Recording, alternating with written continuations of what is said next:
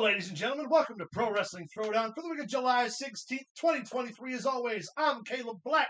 This is Luke the Big Dog Williams, along with our in-studio producer, the Mighty Max Fury, our in-studio editor, Big Bad John, our two in-studio correspondents, compartments? What are you agreed to Sweet here? T and Special K, a.k.a. the professional Luke the Big Dog Williams. It was Captain your Graybush. birthday weekend. Yeah, it was. How you feeling, buddy? Like I need sleep. Oh, you get a little drunk?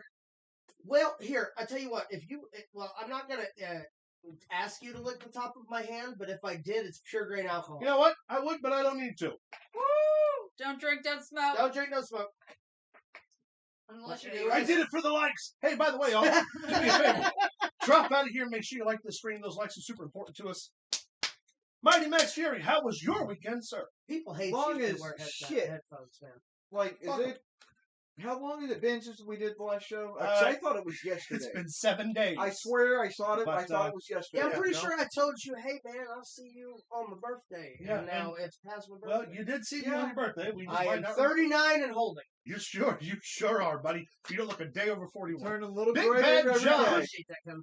Big Bad John, please add some order to this macabre. How was your Oh. Sunday? My Sunday is going great. Is that how it's said? Yeah. Macabre? Yes, it's not What? macabre or macabre. It's macabre, right, Big Bad John? Yeah, it's macabre. Why do I always want to say like a crab? It's like crab macabre or whatever, Yeah. the karate thing. Macabre. First of all, that's Okay, hold on, wait a minute. Krav Now, hold Maga. on. Crab Maga. That's how Sebastian fights in The Little Mermaid, my guy. Crab, shrimp, lobster, doesn't matter. It's I'm all the allergic same to all of thing. them. It doesn't matter. Are you? Oh, that's how you kill me. Crab Maga. That's what it is. I prefer crab Just rangoon. right. Yeah, put it in your mouth. No. Sweet Tea, Special K, how are your Sundays? Fantastic. A lot better now that I'm off work. All right. Well, as always, this is Pro Wrestling Throwdown. It's It Sunday. sure is. We got a lot of wrestling to cover. We actually had two off-site pay-per-views this weekend. We had Impact Slammiversary, which used to be a huge deal, and now it's just a deal. Now it's just, And we have Triple Mania. This is the hold on, I gotta go back to that thing there. I was watching an interview with Ellie Knight last night. yeah. Yeah. No. And he Who? was talking to Ellie Knight. Yeah. Yeah. No. So anyway, Hold on. He was talking to me, so he wanted them to let him talk to him. Yeah. No. No, but he was talking. Marks. He was talking to Chris Van Vliet, who is actually a viewer of the show. Love you, Chris. Have us on your show and for dinner and stuff. And money. Just Come on, have man. us for money. Come on, man. Hey, And he was. They were talking about like people, he got released in the first time he was in NXT Yeah. because of his problem with Bill DeMott. Yeah. Okay. And He's then like, Luchasaurus got Chris, Golden Hot Chris goes, and then you went to that other place and won the title, the championship. How did that feel? And he goes, well, I mean, I was the champion of a show that 3 people watched. Okay. And he's right at that No. time. That's unfair, though. Because, yes, they were on Anthem. But even when they moved to Anthem, they were still drawing 1 million viewers a weekend, which is more than AEW is drawing now. Well, but that's the thing, man. It's on the downward slope. I don't disagree. Shawn Michaels, one of the greatest of all time. Yes. When ran his first world championship, he was the lowest drawing WWE champion. Yes, he was. That's true. Yet he was the hottest, most talented heavyweight champion that WWE had in the last 20 years. Since Hulk Hogan. At that point, yeah. So I mean, to be the champion of a sinking ship. But again, if since we're in the age of ratings, that's what everyone wants to talk about. That's what everybody fucking gets on Twitter and rants about. Okay, Eli Drake, when AEW On what? When Eli Drake, when he was on Impact, Uh-huh. I said AEW. No. Who? I meant. Where did you see it at? Twitter. Twitter. Yeah, Twitter. Where all the wrestling fans love to go and bitch about the ratings. Oh yeah, I don't read that shit. Yeah, I don't have a nor Twitter. should you. Who's Eli? However, Eli Drake is now his name's what? LA Knight. Yeah. No. Anyway, so the argument there though is that even Okay, in Impact at its decline, when they were drawing 3 million people per view, right? Per view, yes. On their highest end, Yep. On their lowest end, we're drawing 1 million, and not obviously they draw significantly. Thank less you, now. Wolfie. But Thank you, also, Wolfie. at 1 million, Hold on, wait a minute. What did he say? He bought a Pro Wrestling Throwdown glass. Nice. Hold on. Wolfie, Yeah. No. But so Eli Yeah, Drake then kinda. still technically. What's his name? Eli Drake. Yeah, what's his name? Oh, LA Knight. Yeah. No. All right, enough. All right. Talk to Eli him. Drake. Yeah. God damn it. Eli Drake, during TNA's final decline before they branded themselves as Impact and got put in purgatory, was still drawing more ratings per view than the world's greatest bout machine, Kenny Omega, and I have to bleed all over everything and drink MJF's piss, John Moxley? Johnny O'Moxley. Johnny O'Moxley. Johnny O'Moxley. He's an Irish wrestler. Yeah. Yeah, no, fuck that. Eli Drake's great. Yeah. Not nearly as good as... LA Knight. Yeah. No. All right. Now that we've scared away half the fan base, we haven't I even thought the show's about wrestling. It's just two fat guys going, yeah! No. They are so into this one guy, you don't even know. You don't know how into that Okay, one guy first that off, I am. if he's doing interviews and stuff, we might put up the money just to have him come on. I would here. love to have that. Just right to now. say that word. Just to do that. Are you Just be like, It'd be Get the my shortest It- podcast episode ever. would you introduce yourself? Yeah, my name's LA Knight. Yeah. Thanks for coming on. Have a No. great day. Yeah. Yeah. Enjoy Anyway. your thousands of dollars Yeah, we had to pay please, for please take all of our money. that. All right. Anyway, we'll get back on Hey. track. Let's hit our first story. What? Hold on. We started that for a reason. Well, here's the deal. We're gonna have to get these giggles out because the first story is kind of a serious subject. Is it though? Yes. Oh, Derek's here. Hi, Derek. Don't worry. I got lots of work for you today, buddy. Oh, we got plenty Plenty. of stuff. All right. Plenty of things. All right. So our first actual story: Yes. the passing of Mantar. Known in WWE as Mantar. Was managed by James E. Cornette Yes. upon his debut when they approached one James E. Cornette, the grandfather and all-knowing leader of the cult. And I would like to remind people that Jim Cornette, while I am a huge fan, For No, obvious dude, reasons. dude, we're talking about Mantar. Don't I'm get aware. into it. Hold on, there's a story here, though. All right. All right. Was the manager of the greatest tag team in professional wrestling history, right? Mhm. The Midnight Express. Yes, 100%. Jim Cornette, an established manager Mhm. for many a superstar, including, oh my God, what's his You name? just face. I did. Lex Luger. Yes. No, the other, the big, the not Asian. What's his name? The Samoan who played in Asian forever. Yokozuna. Yokozuna. I wouldn't know because I kept trying to say Akimoto, the sumo wrestler. Anyway, managed Yokozuna when Yoko was a 3-time WWF World Champion. Fell off the planet for a bit, and then Vince introduces Mantar and goes to Jim and says, "Hey, we want you to manage Mantar." And Jim's like, "Who the fuck's Mantar?" Right? And That's that's Mantar. Mantar. Damn it. And he wrestled a few matches in the WWF. And sadly, he's passed away. Really? Already? I'm sorry. I don't I'm know. not talking about you. I'm talking about broke one over there. Look, Mantar had an illustrious career. He wrestled several matches. And I mean just several of them. He had at least 3. Oh my Just- God, you're such a Just dick. goddamn Mantar, just all day. They The one they wanted that gets us killed. They wanted Mantar to be the next Vader. What they forgot was that Vader was good, and Mantar wasn't. And that's a fairly important distinction because if you remember, they wanted the Renegade to be the next Ultimate Warrior. Yeah, they did. And the Ultimate Warrior wasn't even good Why are we talking about because it's Mantar's legacy. He was going to be the next Vader until, very importantly, this large fella who got into the wrestling business couldn't wrestle. And then this fucking guy, hold on, this is the best part. Oh God. This is the best part. So like 4 or 5 years ago, he was signed to an indie show. And they asked him, "Hey, I want to do a Legends signing." Yeah, They Legends booked Ricky signing. Morton. They booked Yeah, they did. Robert Gibson. Yeah, they did. They booked, I think, this may have still been when, not Roddy. It was another guy. I can't dying. remember his fucking name either. Oh, That's God. so- Snuka, Jimmy Snuka. Anyway, Something Snuka was on the show. Yeah, that's what They it booked a is. plethora of legends, is the point. And they booked Mantar. And the guy's like, yeah, I'll show up, but I don't do the Mantar gimmick anymore. All right.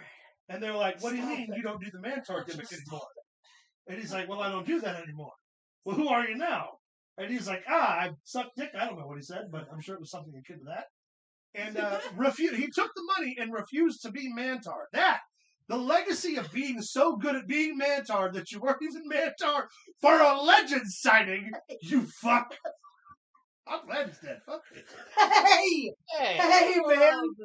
No, you can't say that, bro. That was just a joke. It was a bad Immediately joke. apologize, bro. Hold on.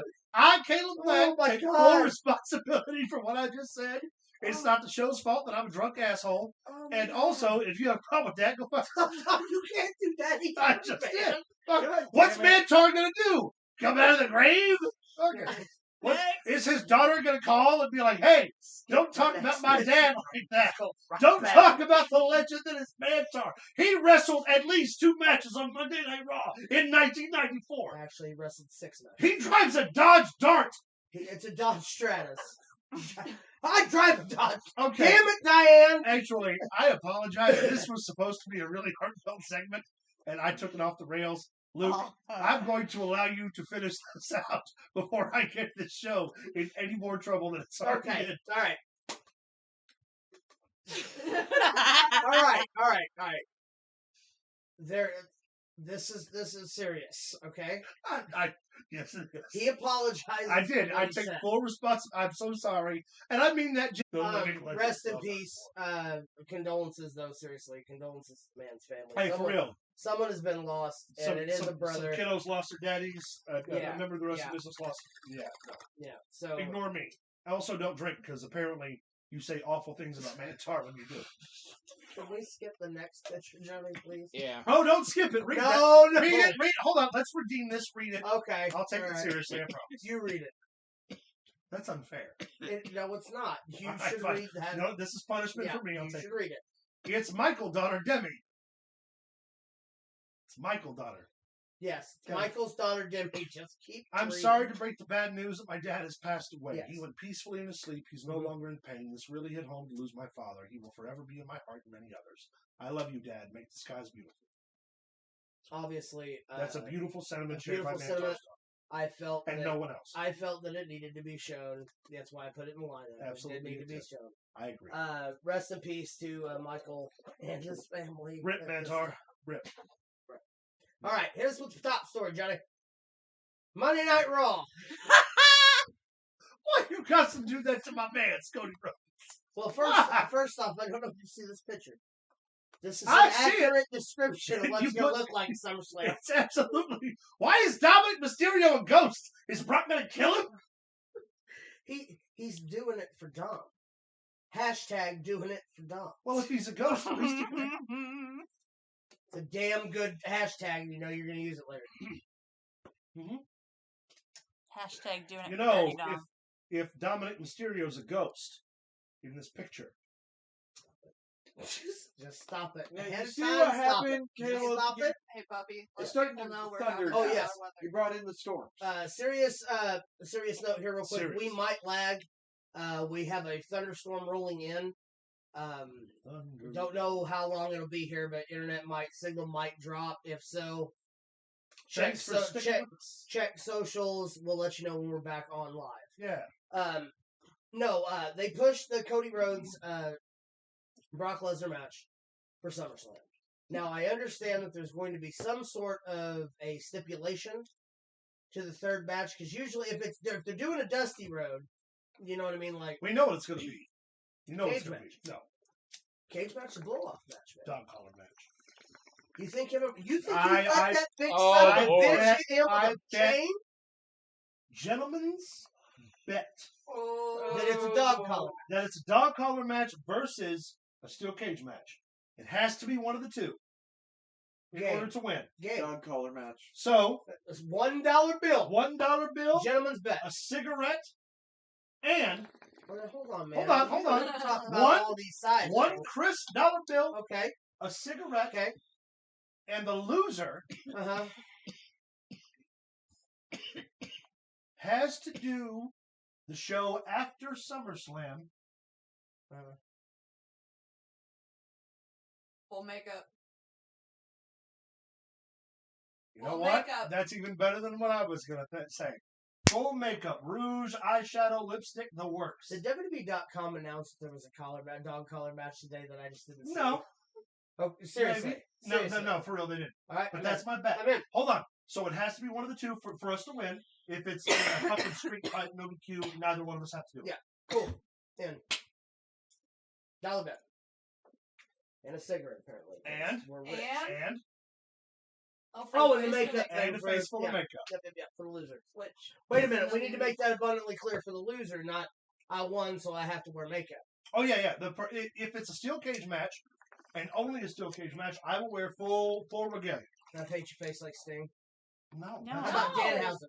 Can we paint his face like Danhausen? I'll do ladies' makeup if he'll allow us to paint his face like Danhausen. Oh, all right. I think that's great. Yeah! There you go. And a cigarette and all that other It stuff. better not be a goddamn steel cage I hope match. it's a cage match. I hope it's two cage. I hate it here. I hope they love split it it. to two Watch, cage it's like a 3 stages of hell, so it's a cage match, a dog collar match, and a ladder match. Because then we both technically lose. But we also we both also technically kind win. of technically win, so I would have to paint my face like Danhausen and you in full dress. I would almost prefer the lipstick over having to look like that. It's pretty sad. You should really look at yourself in the mirror. I do often. You know, when I see a guy who is fucking Danhausen, and that is just No, enough he's to got a get me hell of through. a lot more money. I don't know. I Well- mean, Danhausen's got money, got a blimp. Curses people.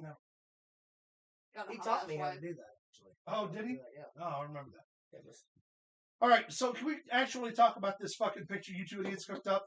Luke has been promising for weeks that Brock Lesnar's going to put Cody Rhodes in a wheelchair, and Max, through the magic of studio Wizardry. wizardry, because I already said magic once. My photographers helped me with that. Oh, that's right. What are their names? Peter Olson Yeah. and Jimmy Parker. Jimmy Parker. You know what? I'm a big fan of James Parker. I'm a big fan of Jimmy The James third. Parker. The third. But Peter Olson can fuck himself. Hey, easy now, man. Fuck Petey. Come on, he Fuck. got Hashtag fuck you, Petey. he got a wife. and First kids. person to tweet hashtag fuck you, Okay. Petey, I will order you a Pro Wrestling Throwdown button on me. Originally, they had taken this picture with his shiv in Dominic's hand, but they had to. We had Red to edit take that out. I'm only going to say it one more time. As an actual criminal, that infuriates me. He, Well, I know. Imagine how Doc feels. we had to take the shiv Someone away. has That's to how do mad it. he was. Doesn't know This to is make all the time. Welcome. fucking He didn't It's a have pro to wrestling make a show. shiv because he was such a We just want to badass start over. that he just had the other prisoners Do make we? it for him. Oh, can we go back to the top and talk about Mantar some more? Because Oh my god. God damn you, got Caleb. more to say. I heard a story, Quit but it. you know that no, seriously, legit. Uh-huh. I heard a story that while Dominic was in prison, He was in prison.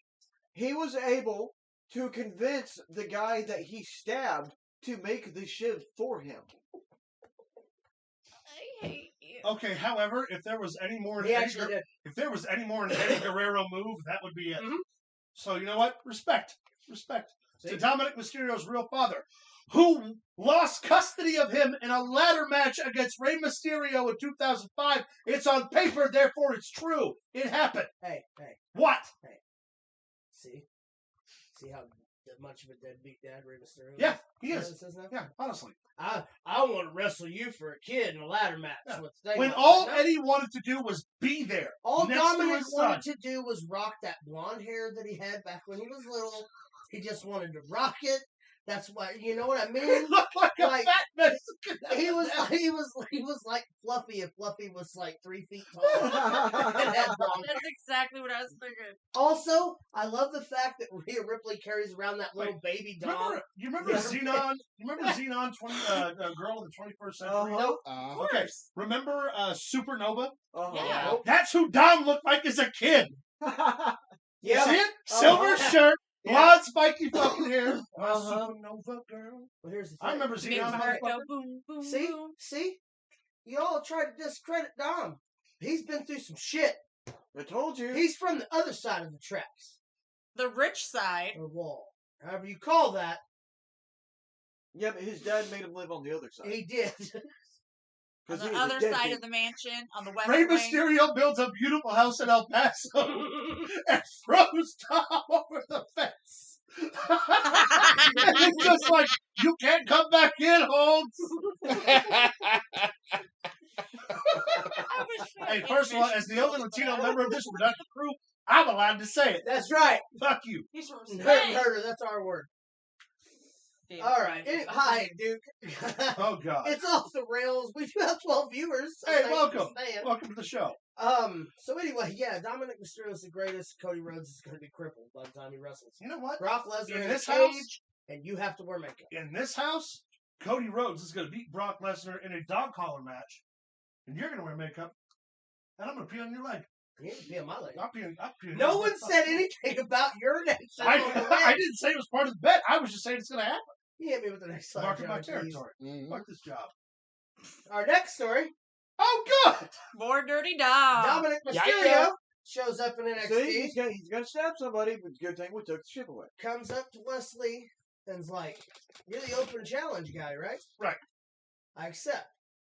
But Wesley's like, "I haven't done that in months," and he goes, "So what you're saying is you won't fight me?" So anyway, we've got a North American Heavyweight Championship match between Dominic Mysterio and Wesley. Okay. Now here's the other part of that. I have heard that there's rumblings backstage About that Judgment fucking Day is going to Judgment stay Day. on NXT for a while. However, What a better way to do that. this is a great way, like, genuinely speaking, Rhea Ripley's already women's champion. Yes. Probably one of the most dominant women Damian champions we Priest, have. already Money in the Bank ladder match winner. Yes. Dominic Obviously, Mysterio. Dom's not going to beat Gunther for the Intercontinental title. No, he's definitely not going to beat Austin Theory either. It's not going to be Dawson, but this is a great way to put a belt on and more exposure. He's going to get more time to work, Also, working Monday and they Tuesday. stated at the beginning of the year, if you remember right, Mhm. they were going to make NXT a third brand. You know how you do it though, like genuinely perfectly. You have Dom come to NXT on Tuesdays and talk about being a Raw superstar. That's his whole promo. Oh as no, a- that's what he's been doing. As a Raw superstar, I came in here and I did what, and then he can go through what Dolph Ziggler couldn't do, what Baron Corbin didn't do, blah blah blah. And I'm going to take this belt back on Monday Night Raw, the A show, the number one show. If they approach it that way, not only does he get more heat on both programs, but he can get some legitimacy too because he's still working twice a week. They've already been killing it in the ratings with NXT. Okay, Bringing these big names like they've been doing, Baron Corbin. He might not seem like a big name to most people, but he is. but Baron Corbin, Finn Balor, But- Damian Priest, your women's champion, But counter argument to that, right? Currently, Money in the Bank, you can cash in for any belt. in a championship. And if you want to keep Finn Balor as the leader of the Judgment Day, what better way than to make Damian Priest the NXT World Champion and let Finn still compete for the world Because title? either Finn or Damian Priest is on borrowed time with Judgment Day. I mean, I don't disagree with that.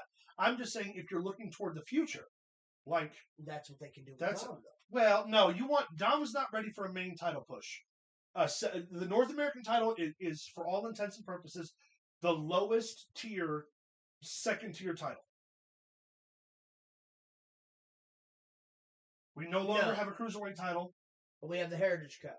No, that's a tournament though. No. They defend the cup Right. on NXT Well, either way, in singles matches. singles title for Dom. This would be perfect. This is no, that's what I'm saying.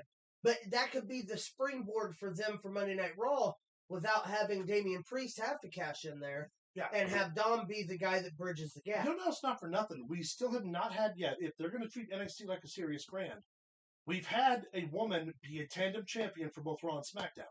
Yes. In Becky and, no, I think it was just Becky, right? Yeah.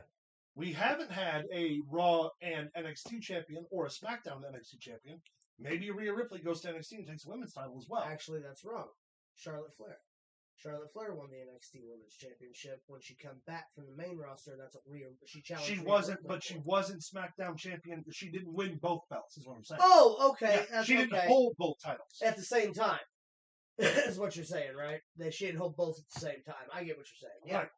Well, the tag titles have always, that's what I never understood about the NXT Women's Tag Team Championships. Never needed them. They never needed them because the Women's Tag Team Championships were originally stated as being it can be defended on any brand. Yeah. That's why we have an NXT Women's division. Yeah, I agree. And then they dropped the ball with those tag titles right off the hammer when Sasha and Trinity walked up. Yeah. And then it took what? How long did it take them to do that tournament? Almost a year. 3 months, 4 or 5 months. Well, they did the tournament, but it's been almost a year since we've had a legitimate run for the champions. Also, I like the Shayna Baszler Ronda thing that happened. However, it kind of made the tag team titles seem useless. I don't I'm think just it made them saying. seem useless. I think that put on Shayna and Ronda, it's really hard to argue that in Anyone would legitimate beat them? terms that anyone would beat them for the belts. Yes. Like, if you want to treat professional wrestling seriously, one thing you have to do is Kurt Angle, great example. Yes. Kurt Angle was an Olympic gold medalist. So for his first several years in the business, was treated like an Olympic gold medalist. He's the one who cut out, got comedy, got some major losses under his belt, where it made it look more viable as a competitor. But if you want to put two women up against Shayna Baszler and Ronda Rousey in a fight, I'm sorry, but unless it's Evander Holyfield's granddaughter, and Haku's daughter, or his grandson, which yeah, I'm going to show in a here in real minute. fight, Shayna Baszler and Ronda Rousey are going to win. Yeah. So putting the tag belts on them was just like, I know, but it just kind of seems no, like it seems good. Fuck that belt. But then when you look on paper, it's like, who are they going to wrestle to get decent tag matches out of? No one. Correct. Who are they going to wrestle that you're going to believe beat Ronda Rousey and Shayna Baszler at the same time? Good point. Nobody. Good point. Where's the payoff for their? Neither one of them are overly I just mean charismatic. they could have at least teased something. What they could have done, Something could have went wrong. but it should have went wrong when they were about to win the tag titles. They should have got this program is 3 months too late. They should have never got those tag belts. They should have lost that fight, and that should have been the thing that spurred Shayna and Ronda to have a fight. Yeah, that's what I'm saying. It should have happened early. Because then you don't have to question the legitimacy. You don't have to question the animosity. It's They all should there. have had them fight each other since the very beginning and not even put them in a tag. I agree. But that also would have required Asuka to beat Shayna Baszler. So Oscar should have beat. I agree. But Yeah. she didn't. And Like here we are. that year in the Elimination Chamber. When Asuka was literally tearing at the fucking chains. Mm-hmm. Yep. Stupid. And You and have Shayna the went best- through everybody. You have arguably right now the best women's roster on the planet, and you still cannot book it appropriately. That drives me fucking crazy. Because I've always been the guy who's like, this is why women's wrestling is bad. And then for 2 years, they were like, we're going to show you why it's real fucking good. And it's been the best. And as soon as that 2-year period ended, it's gone right back down to the fucking tubes. When we've had talents like Becky, like Charlotte, like Asuka, who, you say what you want, Asuka's only going to come around once in a lifetime. Nobody ever will go to the top in Japan and the top in the United States the same way Asuka did. It just won't ever happen again. That is true. Then She's up there. Then you have Charlotte Flair as a legacy. You have Becky Lynch, who organically created her entire audience with the WWE. You had every fucking element you wanted, and wrestling was hotter for the women than it was the men's. We had 2 fucking WrestleMania main events that were amazing. that were starred by women. Yeah. The triple threat, and then Bianca and Sasha were the 2 best women's matches. I don't give a fuck what anyone says. I will fight you all day long. That was right. And then here we are again. We're arguing about which tag titles are important. The only women's champion that matters is fucking Rhea Ripley. Who's the other one? Asuka. Oh, no. But you've got Asuka, Charlotte Flair, You have- and You have Asuka. Okay. You have Asuka, yes. But Asuka's not nearly as hot in her initial run as she is now. yeah. Or, I'm sorry, Yeah. she's not as hot now as she was in her initial run. Well, they did the dark gimmick, the dark whatever they call her, dark Asuka. Kinda. But they did that, but then they didn't do anything with it. Like, you want her to be mysterious. You want her to be this. Yes. I don't want to You see. want to use the... I don't want to see her come to the ring every week in the same blouse and pantsuit. No. I want to see the crazy. You want to see Asuka. the Japanese influence to Yes. Kana that she had when she was a heel in Japan. Also, she did cut her hair, and it looks really good. Yeah, she looks great. And that's the thing. Just now, Asuka, we were just saying that 2 years ago, Asuka was one of the top names in the industry and is currently the women's world champion. The only women's world champion that anyone gives a shit about right now is Rhea Ripley. Yeah. Who's the NXT women's world champion? Tiffany Stratton. Tiffany Stratton. Good for her. I'm sure she case tries. Case in point. I'm sure she tried, but that's my point. I'm Case sure in she point. tries real hard. case in point. Like the AEW Women's Champion. If it's not Britt Baker, if it's not Ruby Soho, if it's not a couple of the other top names. Who is the AEW champion? That's a great question. I don't know. Tony Storm? Tony Storm. Tony It's Storm. either Tony Storm or Chris Statlander. And I'm sure Oh, I no, do. Statlander's TBS. I'm sure I do know that when I'm looking on paper and when we're talking about tape. When I'm talking about organically from memory, when I remember who the top women in the business are right now. Rhea Ripley. And as we talked about, Ronda Rousey. Yeah. That's it. That's where we're at. They're the ones that carry the most. We've got Charlotte. We've got Becky. They're not doing much. Well, that's because Becky's in a feud with Trish Stratus that has gone on about 2 months too long. And the only reason I say that is because they had to bring Zoe Stark in so that Trish didn't have to work every week. But I give a shit less about Zoe Stark getting beat up by Becky Lynch. Yeah. Or her beating up Becky Lynch when your payoff is going to be Becky and Trish. Yeah. It makes no sense to have the... I mean, I understand the buffer and I understand Sky Trish. Bluey? What's up? I love Sky Bluey. Sky Blue from Chicago, AEW. Oh, She's yeah. But that's the thing. In AEW, the waters are so saturated there, though. Well, we're going to talk about the other top women in pro wrestling a little bit later. Thunder Rosa's not on my rundown. That's not what I'm talking about. Yo. All right. Here's what's next one, John. SmackDown this week. Speaking of which, featured here, Asuka and Bianca. Which was nothing more than a giant catastrophe with Charlotte Flair, Bayley. A big, overbooked fucking, we need to bring all the women out and get them all involved. And they've done that on SmackDown, the last 3 weeks? Also, can we stop, please? I never claimed to be a fashionable man. I mean, look at me.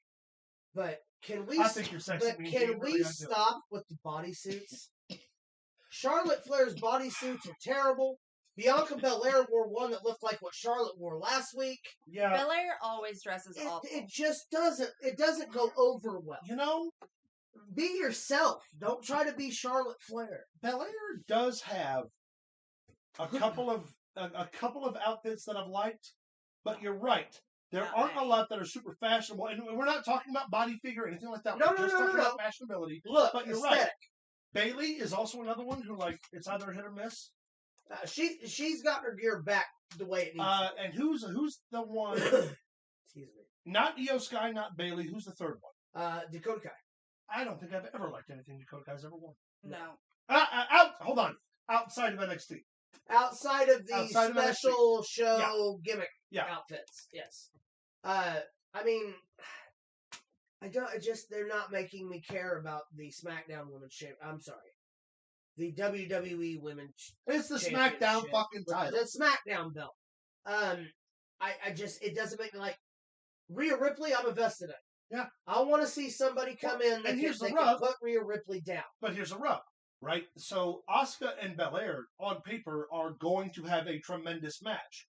It is the production of SmackDown that makes the women's title not appear as important as it does for Ripley. Raw gets fully behind Ripley. We see vignettes constantly. Now, it's also, yes... Well, it does help that she's in one of the top hottest groups. factions. I don't disagree with that. Yeah. But SmackDown has enough time, almost half the roster, and all the production quality. Why aren't we seeing more every time Asuka comes to the fucking ring? Why aren't we airing vignettes? Well, why aren't we airing, you know what I mean? You've watched SmackDown the last couple of weeks. How many women's matches or women's representation has taken place that hasn't been Asuka, Asuka, Bianca, and Charlotte? The women's right. That has wrestled. The women's right. What's her name? Lacey Evans. Lacey Evans. In vignettes, she's getting something. No. I'm talking about in-ring competition. No. There hasn't none been. that I can remember. Bayley wrestled somebody this week, and it was a 4-minute squash match. She literally beat her right out the hammer, and then they went right into a vignette for Shotzi Blackheart where she shaved her head. Who was awful, by the way. And I'm not invested in her either. No. Honestly. And they're trying. The weird part is that SmackDown has, the main story completely on lock. SmackDown has a monopoly on all of the primary stories. But Raw does better with women's wrestling in general just because they take their time and they fucking book it. They really do. No one really thought Rhea and Zelina Vega was going to be a 5-star classic, But it was. but it was, number one, and number two, they gave them a fucking month. A month on TV is a fucking lifetime, I promise you. Yeah. And it's just Especially in today's wrestling. yeah, I watch SmackDown and I want to give a shit about Asuka's. Remember, I'm the biggest fucking Asuka fan that's ever fucking been, as far as women's wrestling is concerned. But like, I can't even get invested. I don't know. Kick me in the jaw and I'd say thank you. I'd beg her for another. I hadn't even been looking at the chat, I mean, bro.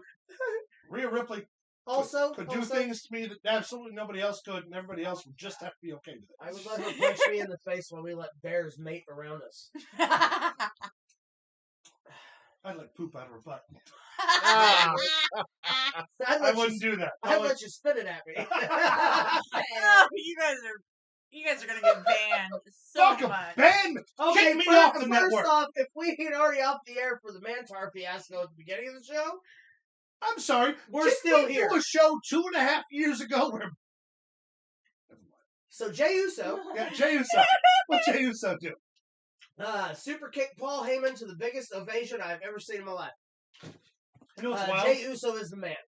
Paul Heyman is 61 years old and still sells super kicks like nobody else is fucking. Yep. Took it like a fucking Took it champ. like Yeah, a he did. fucking Dolph Ziggler watched that pup and said, "That's pretty damn good, bro."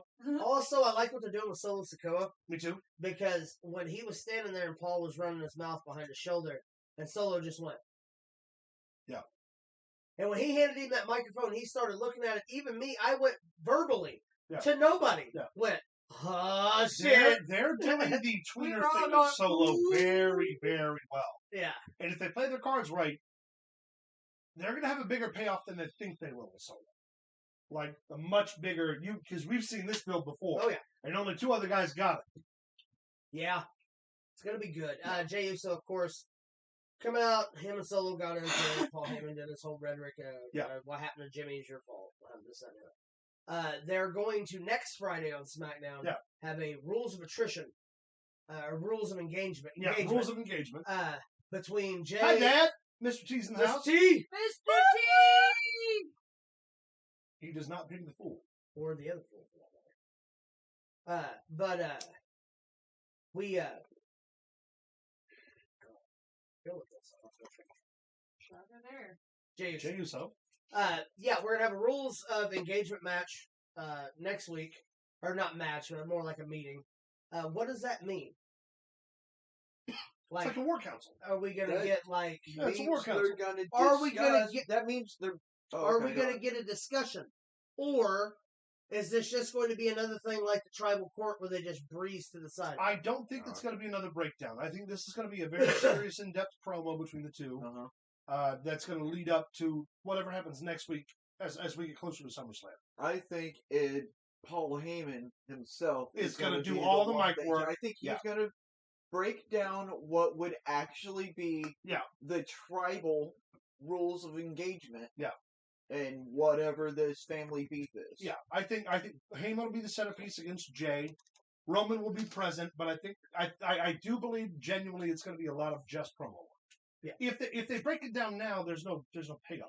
True. We're not waiting for anything, and we've seen the last 3 weeks where they've had a breakdown. This is the part where they need to give us the potatoes with the meat. You know what I mean? Yeah. We need the filler. We need the extra stuff, and we need to wait for something. If they get into it again, and Jay super kicks either one of them, we've already seen it. If Roman beats up Jay, we've already seen it. But if they leave it open ended for just a week, we're waiting until next week. And the longer we wait, the closer we get to SummerSlam. Make sense? True. Yeah, it does. So I think this week is going to be a very heavy Paul Heyman on the mic, which I'm okay with. I'm always okay with the heavy Paul Heyman. Again, whatever you're paying Paul Heyman, double it, then triple it, then double it again. Yeah. Absolutely. But we won't find out until next week on SmackDown. Next So week. unfortunately, Saturday, we've got Friday, the 7 Thursday. days to wait. Tuesday nights. Or Remember when SmackDown was filmed on Tuesday? I remember that shit. You remember when SmackDown originally was on Thursday? You know why JBL was world champion so long? Because he wanted a card game. Because Triple H didn't want to work Tuesday. Well, I have 2 words for you, Matt freaking Hardy. Matt freaking Hardy. I fucking love Paul Heyman. Yeah, just Edge going, The best part of that scene is Edge spitting the beer everywhere, looking at the Tomko and Christian going, That's three. That's words. three. That's three. It's words. fantastic. So Watch One Night Stand, you fucking losers. It's great. It's great. Masato Tanaka and Mike Awesome in one of the greatest matches ever. Woo! Also, you get to see Chris Benoit and Eddie Guerrero fuck up a clothesline spot, which is funny if you consider who Chris Benoit and Eddie Guerrero are. I mean, they're both dead, but if you consider who they were. Well, they were fathers like Rey Mysterio. They were deadbeat fathers. Hey, y'all, if you really love this episode, and I mean really do, find us over on Facebook at facebook.com/Pro Wrestling Throwdown. Follow us on Twitter at Pro Wrestling TD. Send us an email at ProWrestlingThrowdown@gmail.com. You can follow us on TikTok at Pro Wrestling Throwdown. One. You can also check out streamlabs.com/Pro Wrestling Throwdown, where you can access the and over at the I'm waiting, motherfucker. Look at you. I know You can buy merch. I'm gonna go to talk. I'm gonna start selling the website, and you're gonna stream merch for me. Would you do I that? wouldn't All do right, that. so if you check out the merch, we got a ton of great options right now. Did we end up rolling out the Pro Wrestling Throwdown bikini yet? Is it back online? We are waiting for it to actually come back into stock. Okay, well, great. Anyway, we got flip flops, we got tank tops, we got bags, we got books, we got boxes, we got everything, man. Just check it out.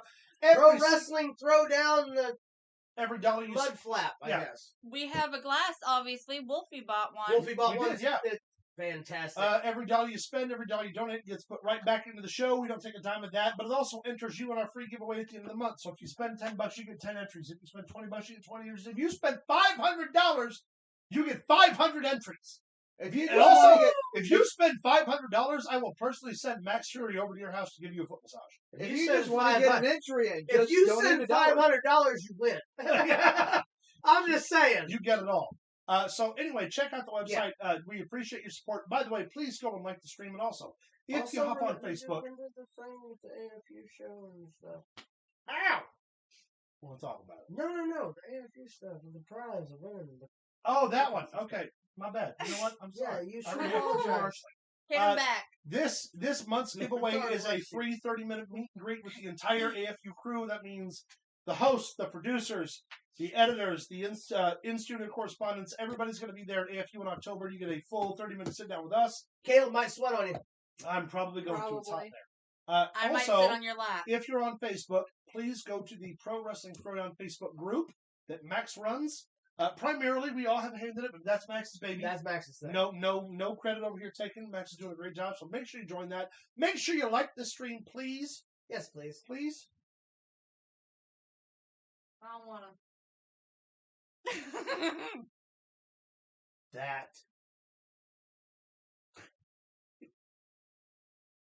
is my late mother's. What? That What? What are you talking is about? my late mother. I see nothing. Whilst my father is in this chat room. I don't know who you're talking about. And I didn't see nothing. I don't know what you're talking about. You must be seeing things. Are you sure you don't feel? You feel okay? It's a little warm. Do you feel I okay? have to pee. Is that what it is? So I'm going to go do that. Is that what it is? And when I get back, Yeah. we're going to continue this show. Okay. I should have let you shill the stuff whilst Yeah, you I was should peeing. have. But that's Because okay. now you just have to fill dead air until I get back. That's okay. I'm used to filling dead air. It's okay. It's only because you talk so fucking fast. Well, there's other reasons. God, you're right. Right in Ab the- muscles. Oh, yeah, buddy. muscle. Oh, you're Yeah, your hand. buddy. You okay? Yeah. Rock hard over here. You're Yeah. a fucking obelisk. Hey, don't tell people my secrets on this couch.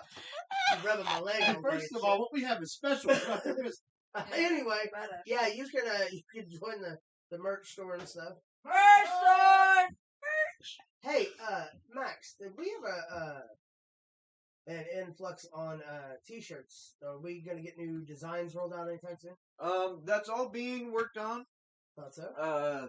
And we should have something hopefully this Johnny, next week. how about the blog, my man? We got anything coming up anytime soon? Yeah, I can get some more stuff out. The blogs are amazing. If you go to ProWrestlingThrowdown.com, you can find all kinds of stuff on there. You can get information on past shows. You watch them directly from the homepage.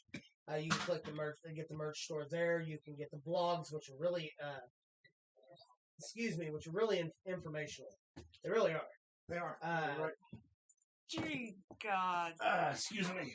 There's no need for a belt. Why do you have a cinch cord if you're not going to use it? Sorry. I don't know. That's bull. That was real close to my hand, right? That man wears shorts around his knees. He does. Swing about his knees. He don't care. Until I'm He don't care. around. Anyways, all right, hit us with our next story. Oh, for the love of God. We've already been doing this for an hour. You've been doing this for an hour.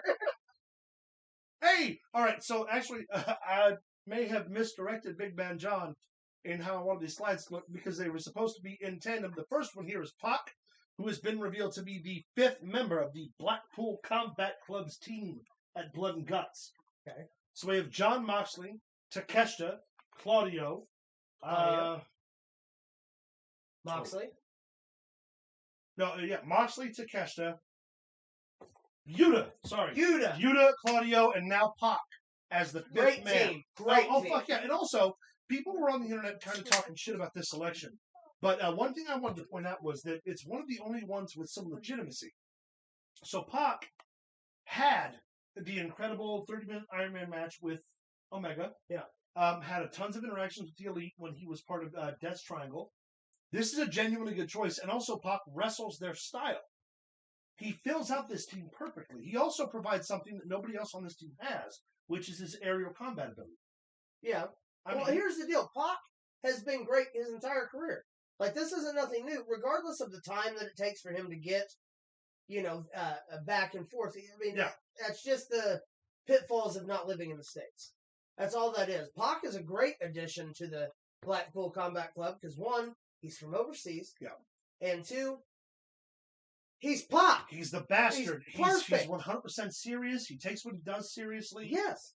He's the perfect addition. He really is. And I genuinely, at first, we talked, all the rumors, Chris Hero was a possibility. Who was the other one? We announced, I think Kingston at one time was talked about filling in because of his relationship with Moxley. Yeah, we had a ton of options. Punk fired the idea of going in. But Pac, I think, number one, he's not going to affect anyone else's major storylines, and number two, he's fantastic. Yeah. He's serious, he hits hard, he flies hard, he's fast. He feels, he's the perfect match. However, that being said, the next guy I don't think you could argue is a better fit for the Elite than anybody else is fucking Kota Ibushi. And also, nobody expected it not to be him. The Golden Lovers, the Elite, and Hangman, all together as members of the original not the original, but as members of the Bullet Club. Kota Ibushi makes his fucking AEW Dynamite debut, or not Dynamite, his AEW debut in Blood and Guts, and American audiences are going to get to see some shit. Well, it'll be on Dynamite. It's a free show. Yeah.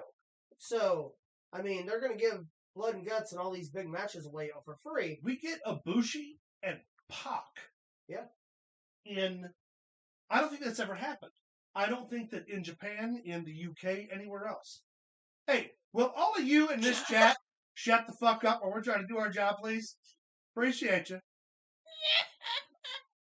Jesus. Don't worry. Next to me, loose tushy's always safe. Is he still blonde? No. They're not going to go back to the Golden Lovers thing? Well, they might just for paper. That's what I was kind of thinking. But, again, Ibushi and Pac, Omega and Moxley, the Bucks against Takeshita and Yuta, and then Hangman and Claudio. Yeah. Which should have been Eddie. Should have been Eddie. Should have been Eddie Kingston. He should have been the guy. Over who? Whomever was to fight against Claudio. I don't care what team you put him on. Put him against Claudio. But if you take Eddie, you don't get Pac. I'm okay with this. You would get Pac. You would get Eddie for the other team. Hold on. How much better would it have been, though, like we talked about before, if Eddie was the 5th man for the Blackpool Combat Club and then Hero was the member for the Elite? Because then you get Hero and Claudio versus Kingston. Yeah. And Moxley. Yeah. Like that could have been some shit. That would have been really nice, actually. Yeah. All we need now is that fucking fat fuck Sammy Callahan to get off his ass and they're all bring there. back the Switchblades. Yeah, and they're all there. And I've got everything I want as a wrestling fan. Hit us with the next Callahan, one. do your job. So, this week's collision had the Owen Hart Foundation men's tournament final. It's a mouthful. Starks versus Punk. Now, here's the deal. Why don't they just call it the Owen?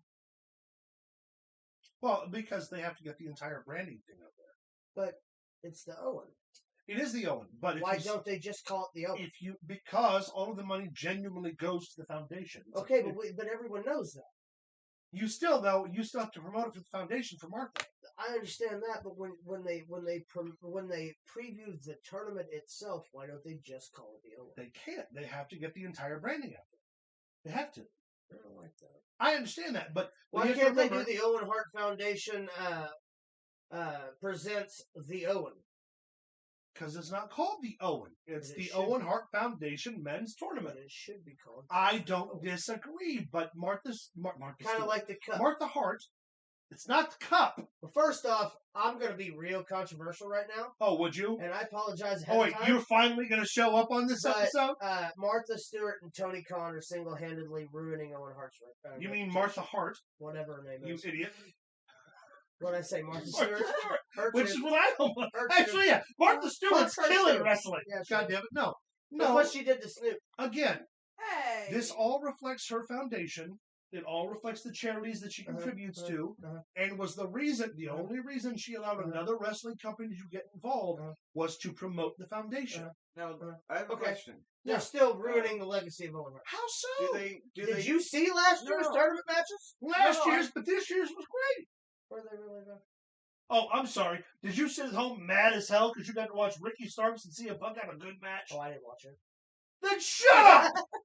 I do have a question. About What? It, though. Fuck you. No. Do they get an actual cup? Like a drinking cup or a Nards cup? Of any kind. Do they get a cup? I mean, they get the giant trophy, does it have a lid on it? If you fill the trophy up with enough liquid, it counts as a cup. Shaped? That's not where I thought you were going. That's not where I thought he was going. I thought he was going to say something about safety lids or something. And that would have been really uncalled for. Anyway, Ricky Starks, CM Punk, finals of the tournament. Punk wins. And or Punk loses, I'm sorry. Ricky Starks runs away with the belt. And then next, he celebrates with a ghost. That kid looks just like his dad. He celebrates with David Benoit. I said Benoit. David, okay. Who is the survivor. Do not look. We cannot fuck this up. No. This is the one thing that will get the show shut down. Who is the surviving son of Chris Benoit. The boy that lived. God damn it. So Ricky Starks being pushed as the winner. God damn it, that didn't even sound right. Ricky Starks wins the Owen Hart tournament. I literally just said that I hope Tom's happy. I know. And then it's still not that bad. It's what you just said. I didn't mean to say I disagree. It doesn't matter if you disagree. It's right. Look at that. I'll sleep just fine tonight. Look at the look in his eyes. Stop it. Stop it. His name is David. He was at front row at Collision. He's celebrating with CM Punk in his losing effort in the Owen Hart tournament. And also, it's worth mentioning, this is a very serious part. This is actually David Benoit's first televised wrestling appearance since he was a kid. Really? Yes. So he allowed the cameras to take a full photo. And mind you, there's an entire connotation. Well, it's for Owen, man. There's an entire connotation of what this photograph indicates specifically. Chris Benoit's last match was slated to be against CM Punk. David Benoit, whose family has also worked with the Owen Hart Foundation after the familial tragedy, came to this show, allowed people to put him on television with CM Punk in support of the Owen and support of the foundation. Yeah, it's a big moment. So as we get all of our giggles out, the realistic and serious part of this is that they stood there together in solid Jarrett. Yeah, they Stop that. I'm disagreeing with you. Go, I'm going. I'm with you right They there. stood there together in solidarity Solidarity. and James. allowed for the foundation to take this photo op. They're breathing down our necks. I know what you're doing, goddammit. It's one of the greatest promos. Fantastic. All right. So let's get away from this before we ruin our reputation any further. Somebody else gets hurt. Next.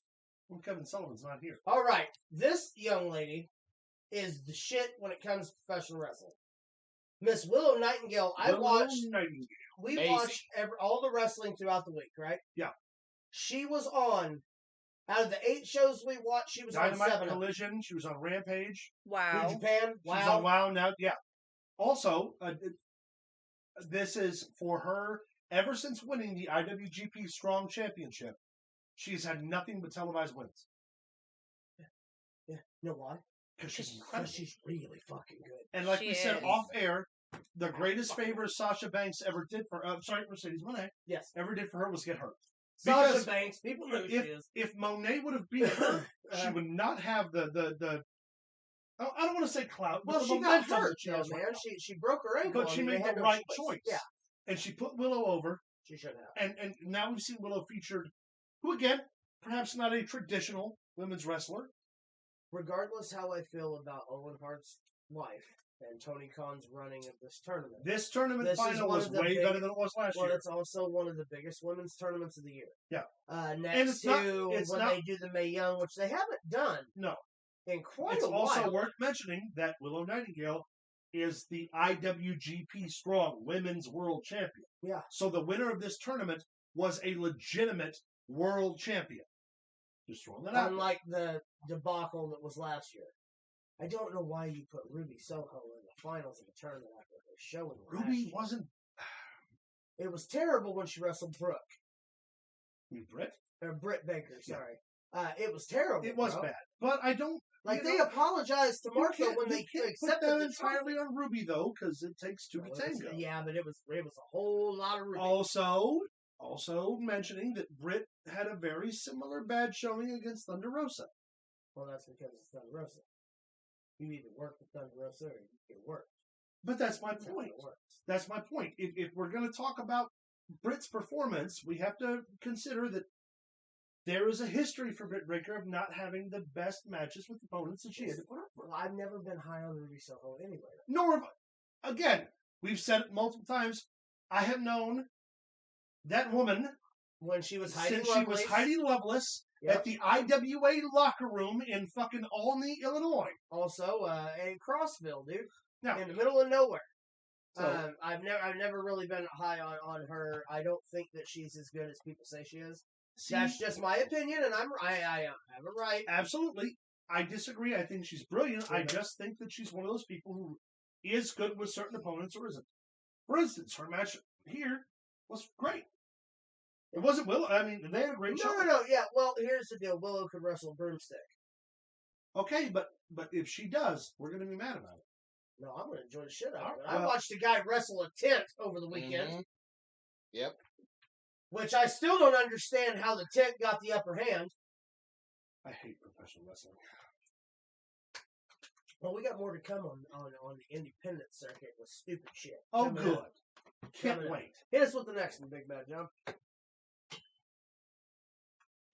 Kenny Omega wrestled Hijo del Vikingo Thank you, because I cannot pronounce that, bro. at Triple Mania on July 15th. Yes. It was alright. It was flashy. Hold on, it wasn't bad. It wasn't bad. It was flashy. It was a bunch of spots and moving, and that's totally okay in a lucha setting, which is why I'm not ranting about it. Yeah. In a lucha setting, you can be as flashy and flamboyant and nonsensical as you want in the ring, because it matters. I'm not going to say it doesn't matter. It matters differently. Does that make sense? Yeah, that's not American pro wrestling. So here, in this environment, it was great. It wasn't as good as him and Ospreay, but it was still pretty good. Well, here's the deal. The biggest draw from Triple Mania, in my opinion. Go ahead and next slide, John. This is, of course, his Yes. retain. Well, I But think we can have we a also picture can of we also talk about fucking? You guys haven't watched it yet. Ultimo Dragon and Pentagon Jr. Well, the thing that I read it was good.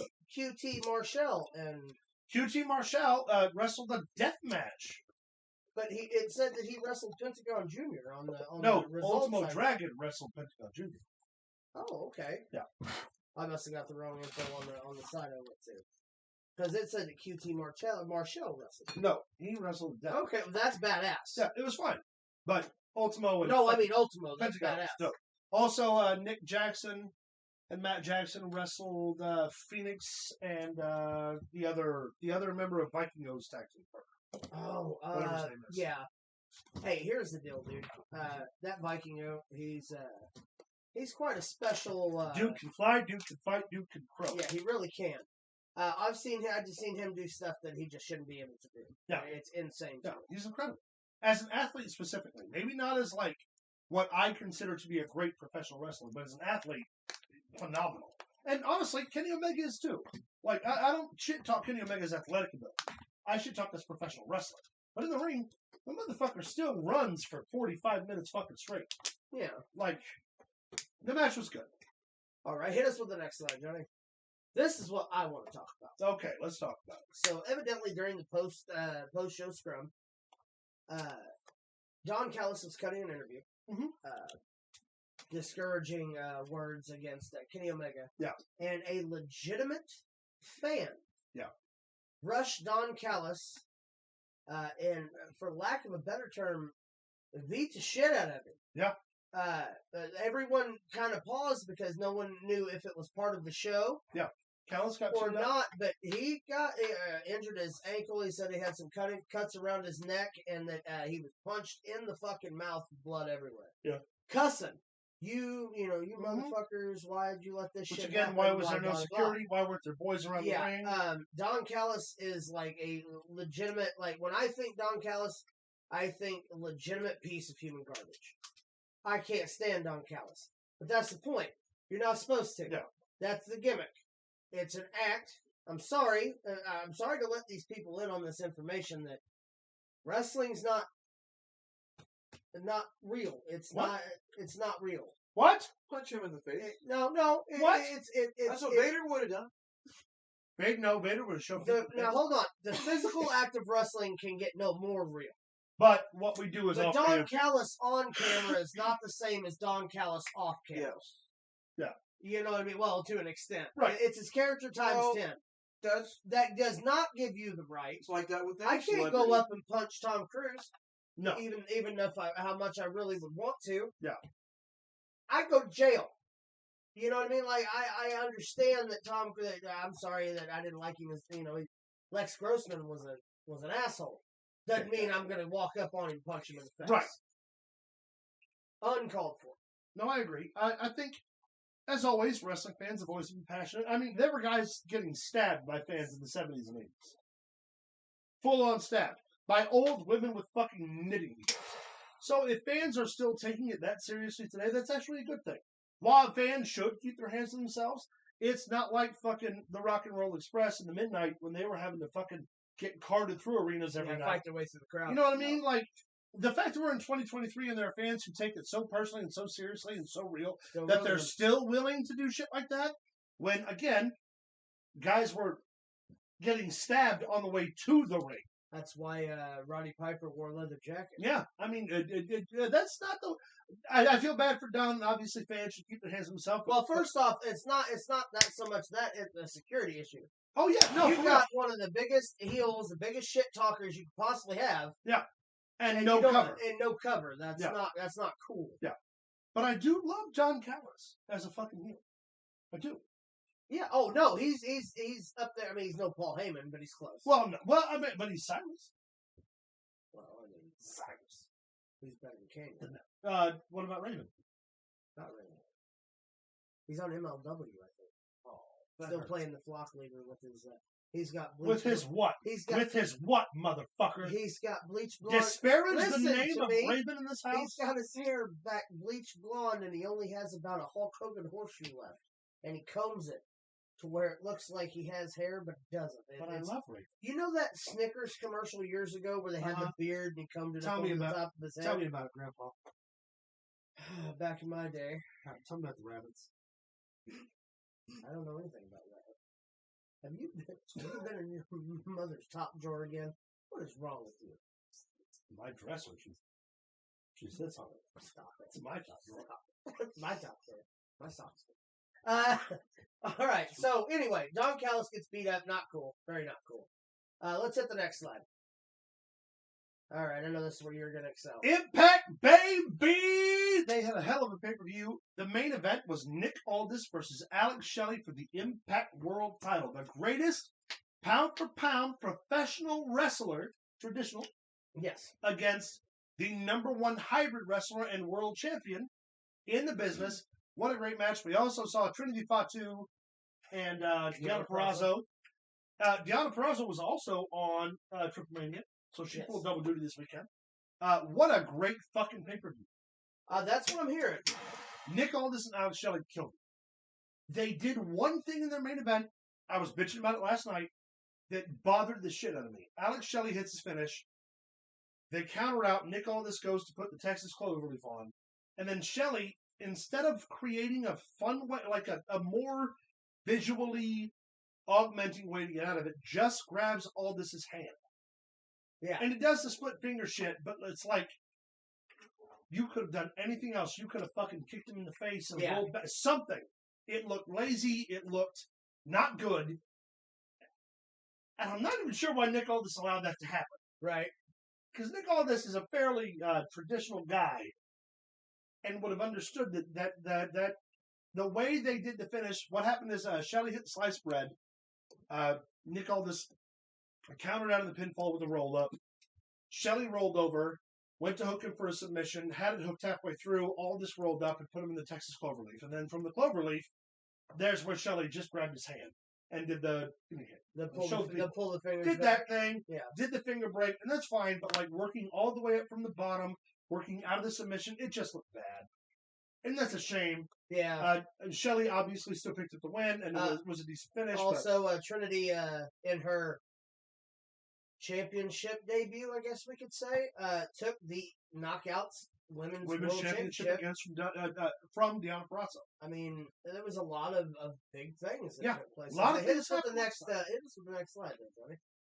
This is our top story, as you've seen from the thumbnail. All right, so the main event was, not the main event. This match was supposed to be Steve Macklin and Bubba Ray Dudley against PCO and Scott D'Amore. Scott D'Amore, we all know, the guy featured here in the third position from the left, is the booker promoter for TNA, has been a writer, producer for them for a long time, was also the captain of Team Canada. Yes. Way back in TNA's early days. Robert Roode, or Bobby Roode, rather. Weirdly enough, in this way, Team Canada was kind of positioned as baby faces, which they've never been before. Well, it's because they were in Canada. Yes, they were. Against Steve Macklin and Bubba Ray Dudley. Yes. PCO was supposed to be the partner. PCO, for those of you who don't remember, was the Mountie. Yeah, no, he was actually Jean-Paul. Oh yeah, Jean-Paul Levesque. I'm sorry, Jean-Paul Lafitte. He was the pirate. He was the pirate who wrestled Bret Hart. He was the Mountie's tag team partner. All those guys. As a member of the Quebec. Anyway, yes. So Scott D'Amore set to take on Bubba Ray Dudley and former Impact World Champion Steve Macklin. And Eric Young made his fucking return last night. After being released by the WWE not even a full 24 hours before. Which means Eric Young looked at his 30-day no-compete and said, if you want to sue me. Sue me. Yeah. I'm going to wrestle. And showed up in fucking Nashville. Well, he said that the reason he got out of what he got out of the 30-day thing because Vince McMahon coming back into the company was a violation of what was in his contract. I'm sure it was. Also, so he got to get out of that 30 days, or he could have sued them. Note for Eric Young: he's been getting paid for the last year to sit at home and put matches. And he's not getting paid bad money either. Yeah. He was one of the top end producers making money to just stay home and occasionally text Triple H. So good for fucking Eric Young. Yeah, for sure. I'd like to point out that he's wearing some really killer gear. You know why that is? Because the second generation sensation, better than you and you know it, Coke Can Tyler Thorne, the greatest professional wrestler in the building, made that gear by himself. Yeah, he did. He not only made his gear, he made Chris Bay's gear. Yep. He made Moose's gear. Yep. He made Ace Austin's gear. That's right. He made several different people's gear at Slammiversary just last night. I mean, the man is not only good inside the ring, he's good behind the curtain. That's right. And if you want to check out Tyler Thorne's gear making company, there's a name for it. Yes, we're going to get that name. Well, you're going to have to give me a second. Okay, all right. Why don't you do that? I will pull it up on Facebook. You keep talking about. If you want professional wrestling gear made by the best, go to Tyler Thorne. He's been making gear for everybody for the last 4 or 5 years. His gear has been featured on AEW, Impact, the WWE, New Japan, all the major Ring of Honor, MLW, NWA. He's made it for everybody. He really has. Yeah. He's made for Hall of Famers. What we were talking about in the show beforehand wasn't Eric Young's return that popped me the most. It was A1's. The guy in the far right here is A1. He was a member of Team Canada when he was 20 years old. Yes. He was, at the time, 6'4", roughly 240 pounds, and functioned only as Team Canada's muscle. In 2004 or 5, he got his release. But what a fucking cool return to come out last night and fucking hit a clothesline over the top rope just like he used to. Pro Wrestling Wear. Pro Wrestling Wear is Tyler Thorne's pro wrestling merch and gear company, so check that out. Anyway, A1's return, fucking top notch, baby. Yeah, it really was. I'm very excited to see. If Petey Williams had showed up, I'd have shit my pants. Well, yeah, but he was on Monday night because that's where he spends his days. Fuck that. As a producer, making a lot of money. Which, you know, that's cool. That's cool, brother. That's what you want to do. That's what you want to do, man. Hit the next slide, Big Bad John. This is the biggest takeaway from last night, if you ask me. Alex Shelley successfully defended the Impact World Championship against the greatest world champion of the modern era, Nick Aldis. Yes. Only to have minutes later his victory unseated by the return of the #1 pound for pound technical professional wrestler in the business, Josh motherfucking Alexander. Josh Alexander coming back from an injury. One half of the second greatest tag team in the world. Oh, yeah, the North. The North Page. with Ethan Page. who should wrestle? Ethan Page. No, who should wrestle? Who should wrestle the North? FTR. The North Versus versus FTR. Yeah. I've been asking for it for 3 fucking years, Dax, and you're a subscriber. So watch. Give me my match, Dax. Give it to me. All right. Now here's the deal. He come back from an injury. He did. So technically, Hold on. that He belt. came back from an injury in record time. The pectoral tear is the same tear that John Cena had when he recovered in 6 months. Josh Alexander recovered in 4, which on paper means that Josh Alexander is tougher than John Cena And Cody Rhodes. and Max, I'd like you to. Is it on your lineup later? Yes. I will get back to it in birthdays and bullshit. I got this hand. I'll get back to it in birthdays and bullshit. You'll Derek, know when we're there. thank I you. believe so. Thank you. The North versus FTR. Just one time. Just once. Well, just once so I can stop talking about it. Actually, no, give me 3 matches. Alex Shelley's title defense really doesn't mean anything because he defended Josh Alexander's belt. Josh Alexander never lost. That's true. He The Impact relinquished Heavyweight the Impact World Championship. title due to injury. Yes. But now we're going to have, again, the greatest pound-for-pound technical wrestler in the business against the greatest hybrid wrestler in the business. Yeah. And people sleep on Alex Shelley. They don't understand that without Alex Shelley, there would be, and this isn't like stylistically, this is the guys he's helped bring to the dance. There would be no Seth Rollins. There would be no CM Punk. There would be no Daniel Bryan. There would be no Chris Sabin, obviously. Right. There, in modern day, there'd be no Ricochet. There'd be no Chuck Taylor. There'd be no Punk, for that matter. But my point is that they were defending another man's championship. Yes, they were. My point to that is people don't understand the influence Shelley has had, and that's what's going to make this match If people so special. don't understand that, then they haven't paid attention for the last, And also, 13 years? Impact is in a 14 very unique position right now where they're starting to garner more viewership every week. Either one of these guys could rep the brand. Yeah. You go the history of Alex Shelley or the tenacity of Josh Alexander, no one walks away unhappy. So the question is, we're at Slammiversary now, so what? Next is Turning Point? I think. Yes. So Bound for Glory's in October. Bound for Glory's October. Turning Point, Destination X could be one of them. The point is that Hard Justice, I think? the farther we go here, either one of these guys can rip the brand. So the next pay-per-view, who's going to be the fucking world champion and what direction does Impact take? Do we go back under Josh Alexander, which obviously I want?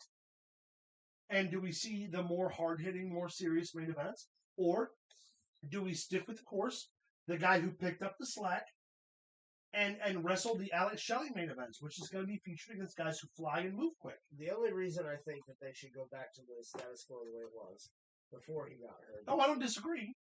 Jason Alexander should get the belt. Yes, Josh Alexander. Josh Alexander. Jason Alexander's yeah, that's what I was asking about. Okay, it's on there. Okay. But yes, Alex Shelley and Josh Alexander is going to be a fan. But Derek's 100% correct.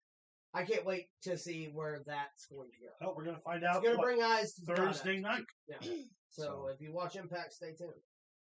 Hit us with the next one. This is a show of you in the women's locker room as Trinity winning the women's championship, or the Knockouts championship last night. As you can see pictured here with Mercedes Moné, a.k.a. Sasha Banks, and Tamina Snuka. That's 3 companies, right? That's represented all companies, right? Impact, the WWE, and New Japan. All under one house. And one house. Only here to support Trinity Fatu. Yes, and her championship win. Congratulations again, Trinity Fatu. We're glad to see you back on TV and this being also able to put yourself back makes out there. Trinity Fatu the only woman to have won the women's championship at WrestleMania and an Impact World title. Yeah. Mickey James never won the women's title at WrestleMania. Nope. Gail Kim never did. The only Impact talent ever to win a women's championship multiple times at WrestleMania, by the way. She did it twice. And an Impact World title was Trinity Fatu. Yeah. Congratulations to Trinity. Hit us with the next slide. All right. Brian Pillman Jr. was just released earlier last week? Yeah. For those, we didn't cover it because it happened in between. Well, actually, he didn't get released. His contract expired. AEW let 52 or 53 contracts lapse. Yes. And it was all ancillary talent. So one thing AEW did right, we've talked about it before, but a quick recap. When the pandemic hit, AEW signed a bunch of guys. Yeah. On the knowledge they weren't even using them. Signed a bunch of dudes so a bunch of wrestlers can keep their health insurance. That's 100% Tony Khan's reasoning. Yep. It was a super cool move. And kept those guys on contract for the minimum contract time, which is 2.5 years. Now the pandemic has ended, and these guys got back to work. Tony Khan was under no circumstance forced to re-sign them, and letting 52 contracts lapse sounds crazy unless you look at the names of the people on the contracts when those guys wrestled one time on fucking Rampage. Or Dark. And Tony Khan still signed them so they could get health insurance. Brian Pillman Jr. was spotted training. But the point to that is Brian Pillman Jr. was on the top echelon of guys who did not get re-signed. Yeah. And, he did a main event program against MJF. Yes. Has been in the title picture multiple times. Unfortunately, AEW did not re-sign him. So then immediately, he takes his prospects up north. Here's the deal with that. He would fit perfectly in with Triple H's vision. In NXT, yes. Of NXT. That's where I was going. Definitely NXT. I agree. Tony Khan is actually the only promoter ever to promise health insurance on a mainstream level and have the company pay for it. With the exception of WCW, but WCW wasn't paying for the health insurance. That was TNT. Yeah. Yeah, that was Ted Turner. that was up for Ted's money. Yeah. That's like walking around money. That's new shoes money. That's not new. That's snow cone money. That is. You want a snow cone? Yeah, I got snow cone. Yeah. That's the bliss, but hit us with the next slide, please. This is a picture of Haku and his 11-year-old grandson. That boy, for all of you wondering, Ming is not short. Ming is 6'3". That is his 11-year-old. Or was 6'3". He's probably closer to, well, actually, he's 6'2". So he's probably closer to 6 foot even or 5'11" now. Yeah, well, due to the compression and everything else. But that's an 11-year-old. That's an 11-year-old Tongan. Yeah. Also, that's an 11-year-old devastation in the next, 10 years. 8 years. I mean, he is Tongan. Tongan. You slip up on this show, they'll deal with you. Tongan. Yeah. They train their kids at like the age of like 13 and 14. So, can you imagine what he's going to be like? Everybody in the wrestling business, there's an age-old rule: never fight a Samoan unless you have to fight a Tongan. In which case, fight the Samoan. Yeah. Also, we don't have a slide for it, but I wanted to share along the fact that Umaga's son debuted last night for Booker T's Reality of Wrestling. Nice. Oh. Which is a WWE. They're not the training camp, but they're the training. Oh, one thing we forgot to mention at the top of the show we were going to because I couldn't get into the rundown on time. Ian Riccaboni got signed to a multi-year contract with both Ring of Honor and AEW Collision. Yes. So Riccaboni, #1 voice in wrestling right now, arguably against, we can't say JR is any. Best play-by-play guy, Cole and Riccaboni. Yeah. With the, Morrow's not. Morrow should be a part of the conversation. He should be, but yeah. So yeah, Ian Riccaboni will get multiple outings in the Ring of Honor pay-per-views, the Ring of Honor Thank you very show, much. and Brian and Annette. Hey, what's up, guys? Hope you had a good birthday, buddy. Well, thank you. Appreciate it, Brian. Let's see. What we got next? I haven't a clue. Okay. Hold This this. is I the- have to pee again. Please shill to the Are people. you a camel? I have a small bladder and a Yeah. big dick. Give me a second. Well, one of those is actual. Wow. You choose which one. You can say whatever you want, buddy. But All right, hit the me with proof's in the shilling. You can join us on Facebook.com/Pro Wrestling Throwdown. You can catch us on Twitter, Pro Wrestling TD. You can send us an email at ProWrestlingThrowdown@gmail.com. I'm gonna remember all of these this time. No, you won't. Damn it. Hold on. TikTok. Yes, you can find us at TikTok at Idiot. Pro Wrestling. Shut up! Wash your hands. I will. Pro Wrestling Throwdown.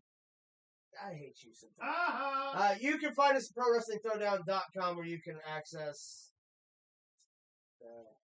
Merch store. I don't know how this is gonna see this. And at the Merch store. Yeah. No. You can buy stuff. Yeah. Yeah. I feel lonely and I'm confused.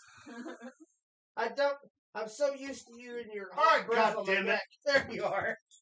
No, yeah, you catch us donations. Hold and, on, hold on. You hold do on. it. You're better at this than You I can am. find us on Facebook at Facebook.com/Pro Wrestling Throwdown. There it Follow is. us on Twitter, Pro Wrestling TV. You See, can I send did us that an one. email at ProWrestlingThrowdown Okay, I @gmail.com. got You can that follow one. us on TikTok at Pro Wrestling Throwdown 1. Oh, no, I You fucked can that check one out up our official website, which is ProWrestlingThrowdown.com. I got that Or one. you can go over to StreamLabs.com Streamlabs, /Pro that's Wrestling Throwdown, where you can access the Nice.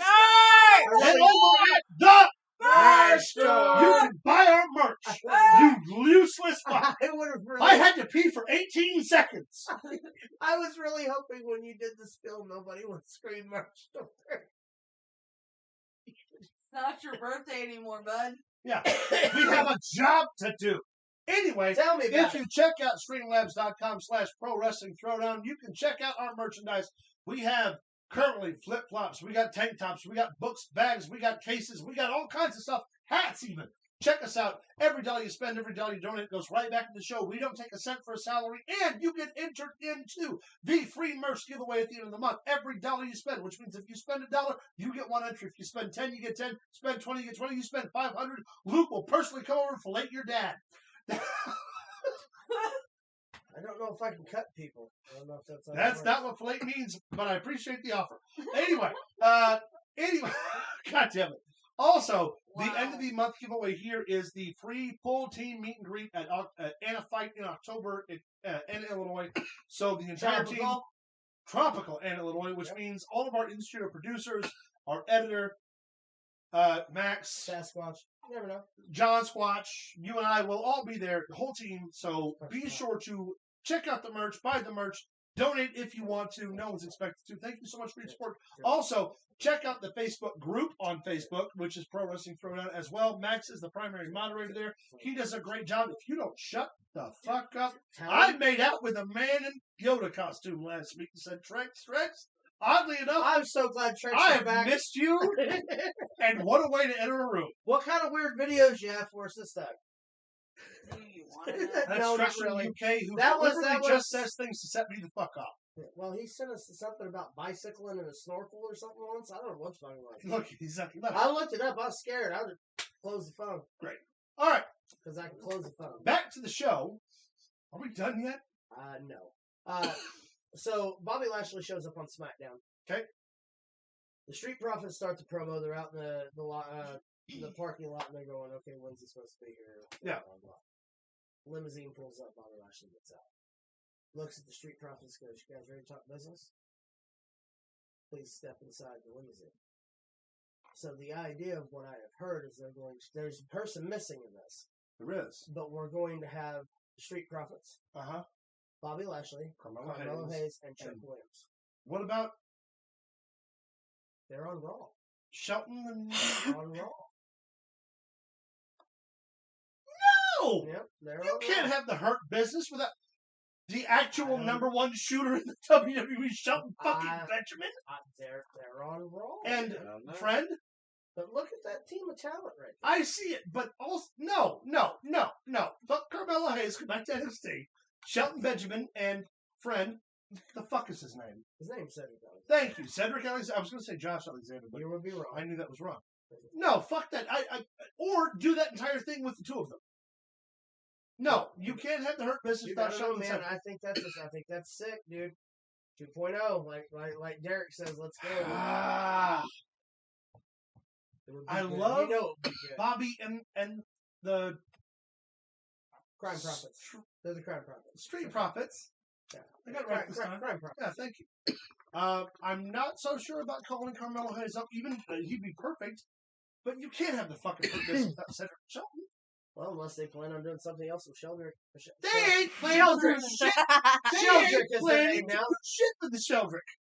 They ain't doing a goddamn thing. They win it on main event. You put Shelton Benjamin, who, again, we've said this a bunch of times, and it's worth repeating for this particular conversation. Shelton Benjamin could legitimately stretch all but 2 members of the WWE roster. Yeah. That's not a fucking joke. He would put them over his fucking knee and beat them like scalded dogs if their names aren't Bobby Lashley and Brock Lesnar. That's it. Put Shelton Benjamin in the fucking Hurt Business where he belongs. As far as put him in the Hurt Locker. That's a different thing. The Hurt Locker. That's a Hurt Locker. Yeah, Hurt Locker's Dear John letter that never goes away. Anyway, I do want the Hurt Business to come back. Yeah, you do. I do like the addition of Carmelo Hayes, though. I know you do. Fuck! Imagine Big Trick Williams with too, dude. Okay, but when you were doing that, all I saw was Theo. To fill out the faction, who do you take? Do you take Cedric or do you take Sheldon? Because, let's be fair, if you have Bobby, you don't really need Sheldon. Don't really need Cedric either. But if you have Carmelo, you don't really need Cedric. If you have Montez Ford, you don't really need Bobby Lashley. Not true. Bobby's still... I don't know. Big Test fan, man. I'm going to say Sheldon. For my obvious, it's nothing. My obvious misgivings. I would have bet $1,000 and said you would have picked Sheldon. Matter of fact, get rid of Bobby. Just put Shelton in and we're good. Yeah, that works. Give me Shelton and Take Cedric. MVP too. I'm not okay, but could we replace MVP with Teddy Long? No. Come on, play it. Nope, because they'll have to be tag team match with The Undertaker. The Undertaker. Can we hit the next slide, please? What about Ernest the Cat Williams? Ernest the Cat Miller. Cat Williams is a comedian. Yeah, you're right. Yeah. Anyway, the cat. Yeah, it's old. Somebody come around. That's Brodus Clay. I'll be goddamn. That was his music in WCW. I don't give a fuck. We don't mention the name of Tyrus in this house. You just did. Fuck I him. didn't even say. I didn't even fuck. say Brodus Fuck Clay. him. You did. Fuck him. I hope it hurts inside. I hope it does hurt. Why do you think I drink so much? It's not because everything over here is hunky dory, pal. This is the rumored. I hate you. This is the rumored Survivor Series War Games match for this week. We have Imperium. The 3 members of Imperium teaming with Roman Reigns and Solo Sikoa to take on Seth, the Usos, and Kevin Owens and Sami Zayn inside War Games. If that match happens, it'd be huge. It's going to be a damn good match. And I honestly, from the lineup, couldn't tell you who I would prefer to win. I'm sorry. Well, I love Ernest Catmuller. He's fantastic. I go back and rewatch his stuff with Diamond Dallas Page and Kenyon all the time. Yes. Oh, well, when he came in was Glacier's partner. Glacier's partner. Yeah. Fantastic. And when he was, what was he, general manager against the New Blood? Yeah. Well, they were doing the parody thing. Oh, wow. Big Bad John. Busy man. As far as this main event is concerned, who are you going with? Who are you going with, Caleb? I think you have to go with Roman and Gunther. Think so?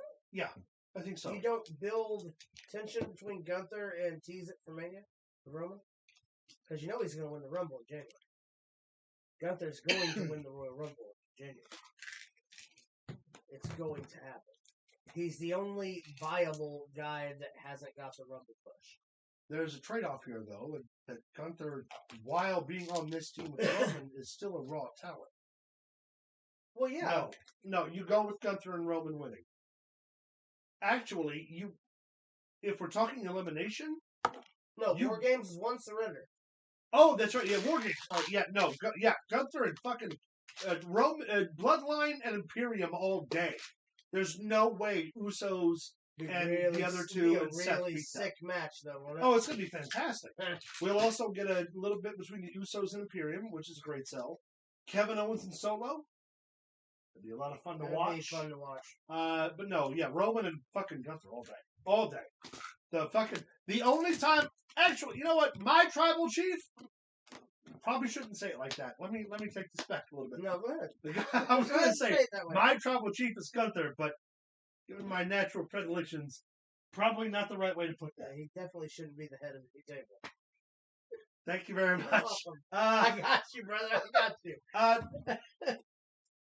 Yeah, no. Bloodline and Imperium. I agree. I just figured somebody had posted it, and I was like, that would make a really interesting War Games. Hit us with the next one, Big Bang, if there is a next one. Yeah, there is. Poke him in the eye. So, this is Blue Cane. It got It excited. sure is. This is Cane, That's but blue.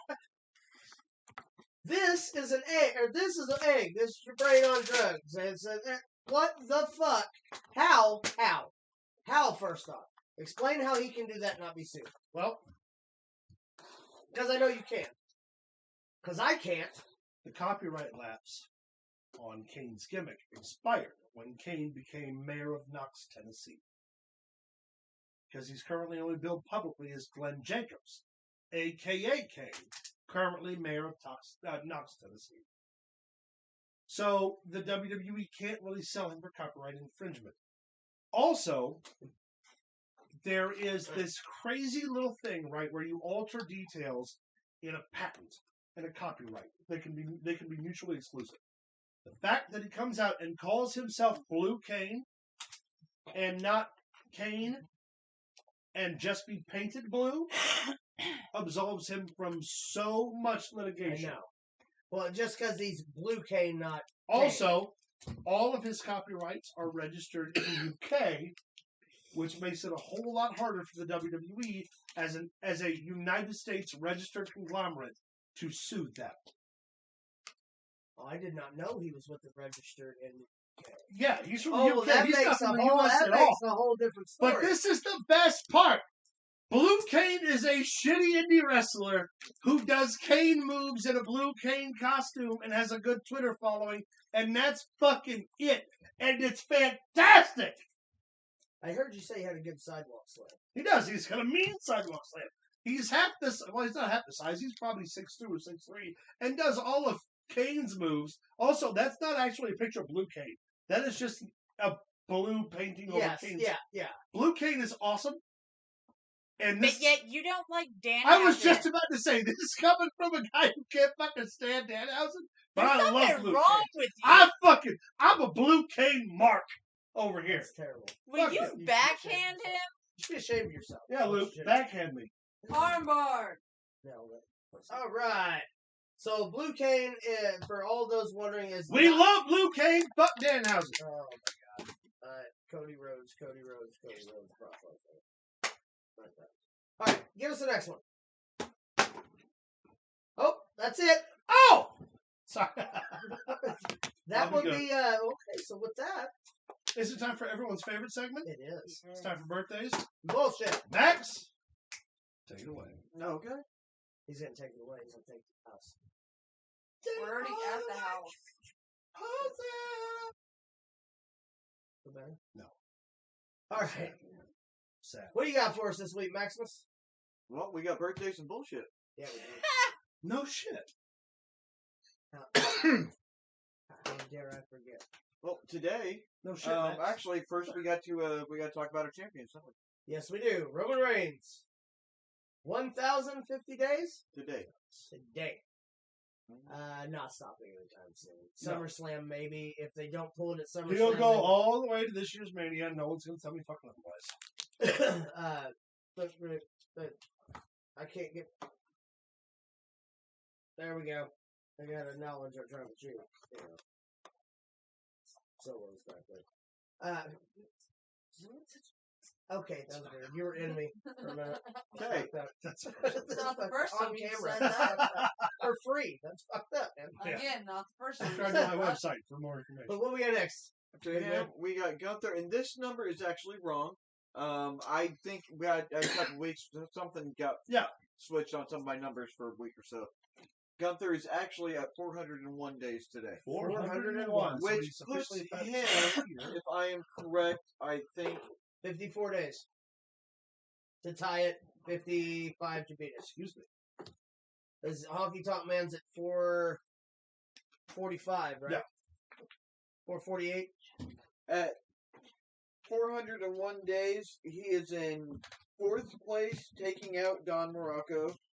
Macho Man is at 414. Pedro Morales is 420, So 424. he's going to take Macho and And- Pedro next. And Honky Tonk was 454. Nice.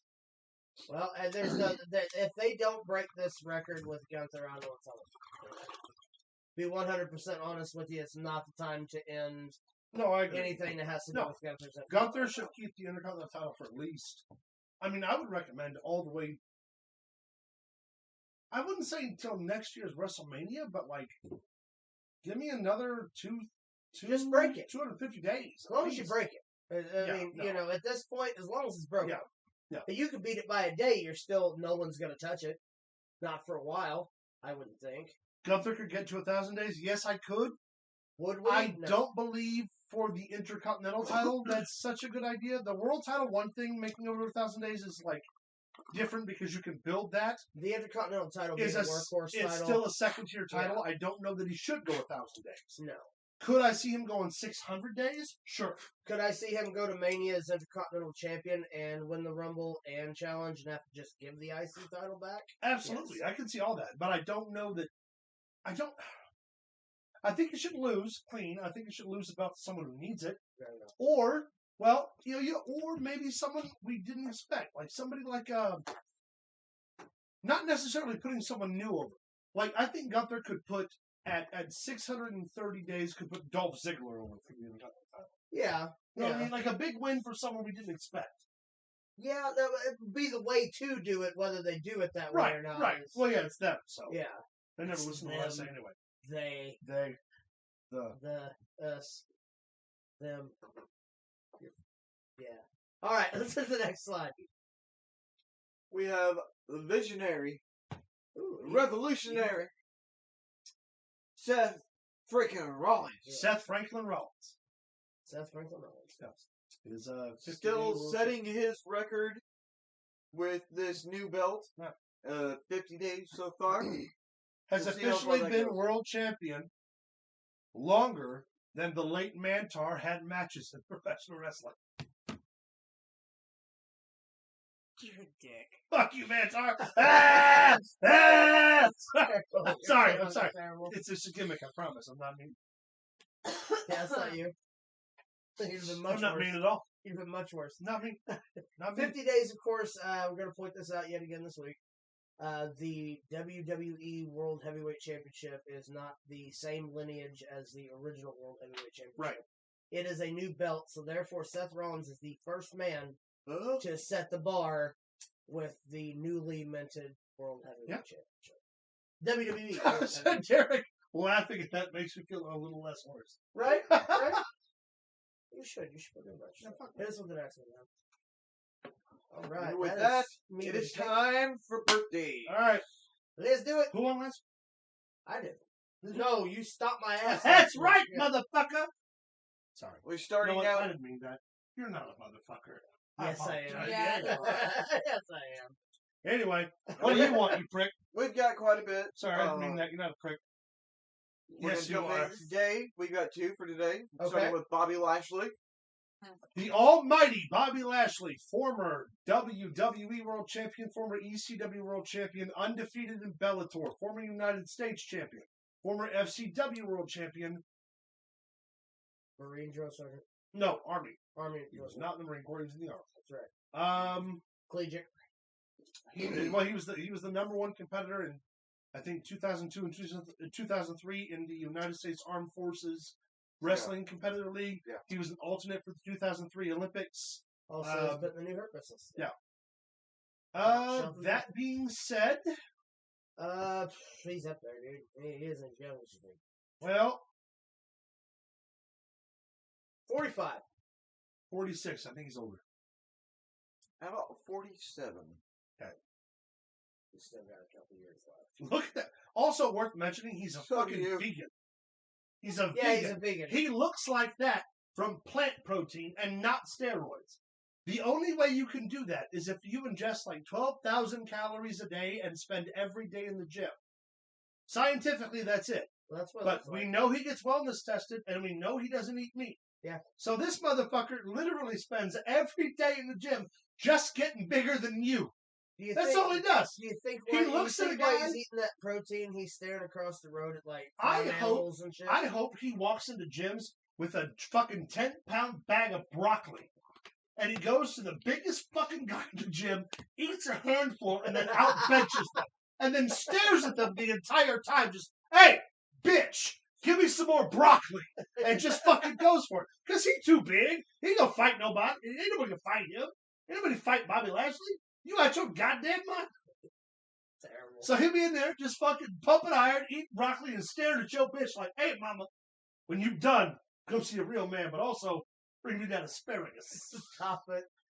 Next. Also today, we have Excalibur. Excalibur Yeah. was a wrestler, pro wrestling gorilla, and is now an announcer for AEW. As far as how old he is, who gives a hot shit? I'm gonna say his mask. is Well, I 12. needed someone to fill in. You know. No. 41. 42. How about 43? This is how That this was is gonna- actually going to be my first This guess. is how this is gonna go. It might. I don't know. Hey, look, I got no heat with Excalibur, but like, there's a rule when you're at the commentary table that that's the legitimate part of the business. That's always been the rule. Doesn't matter if you're a wrestler or not. Once you sit at the table and take a full-time position, Jerry the King Lawler took the crown off, wore a suit. Still worked in Jerry the King Lawler gimmick occasionally, Well, but did his job. He was Kept also it the on the color table. guy. You, sir, wear a mask and do play-by-play, and I'm sorry, but Gordon Soley would slap the fuck out you, take the mask yeah, off, you're not Rey Mysterio. shave your beard, or become a color guy. You want to be a color guy? Wear your mask all fucking day. Make sure to interject all that history you have with everybody in AEW. Until that time, you want to be a play-by-play guy, and you want to be respected. Take the mask off, shave your face, wear the AEW lapel, and just do your fucking job, my guy. He's also Otherwise, terrible. shut up. He's also terrible. It sucks. Hit us with the next one. On the 17th, All right. Is tomorrow, that Mike Knox? that is Mike Yeah. Knox. That's a big son of a bitch. too. Wasn't his fault. No, wrong guy. You're thinking of Gene Snitsky. Oh, I am thinking of Gene. Mike Knox was Kelly. was Kelly's Kelly's old support. man on ECW. And then was the guy that Shawn Michaels super kicked at the Survivor Series match. It was DX, the Hardy Boys, and CM Punk against Ray Del Rio, Mike Knox, John Morrison. Mike Knox literally stepped in the ring and ate a super kick. Yeah, but who's the other guy? It was Snitsky. Okay, Snitsky. Yeah. Anyway, when Michaels hit Mike Knox with the super kick, looks at the camera, and goes, "Who was that?" Yeah. Who was that? Fantastic. Yeah. Oh fuck. He's in NWA now. He's part of Cardona's group. 45? 46. 45 years old. Tomorrow. Yeah, mouse in your pocket telling you all the answers. Cannot wait till I win this round. No, I'm just kidding. I hope you do. Yes. Next, we're going to go to the 18th. All right. Carlos Colon. Senior. It's Carlito's daddy. Yeah, Gorilla Monsoon once in the 1993 Royal Rumble. As he was running to the ring, Gorilla Monsoon was, "Here comes Carlos Colon, this young up-and-comer." He was like, 45 he years was old. like 60 years old then. Let's see. 82 years old. 71, just because I think he's younger. Carlos Colon Sr. will be 75 years old. I won Carlos. Good call. You got Carlos Colon. Yeah, Carlos. You smart motherfucker. I didn't You. even get the talented Cologne. Messed up. Well, Epico's on the hiatus right now. Right. Carlito, We don't talk about Carlito Primo. was going to work. They got busted. Hit us with the next one. 3 more on the 18th. Head. All right. What many people remember Al Snow doing in the WWE is nothing compared to what he was doing before the WWE. Al Snow was the #1 heel in the Mid-South territory for years before he ever got signed. And yes, he was relegated to the hardcore and fucking goofy gimmicks that he got later on. But it's worth mentioning that at one time he was the #1 heel in the entire Southern territory. Yeah, he's also built like a brick shithouse now. For And as long as he is. can still beat the fuck out of you in real life. Trust me, it ain't fun. Wasn't he one of the trainers on? Tough enough. Yeah, him. Oh The- yeah, he's been a and trainer in he was a trainer at FCW for a long time. He was Bill DeMott's partner. He was the first trainer they hired outside of Bill DeMott before Bill DeMott got the senior training position. When Bill DeMott got fired, he filled in until they hired fucking Tensai. Yeah. Who is now Matt I don't Bloom. think Matt Bloom, who I don't even think is a head trainer But he's anymore. still that trainer. Was one of the trainers on every season of Tough Enough, Mm-hmm. and is still a. Oh, is it John? Is it?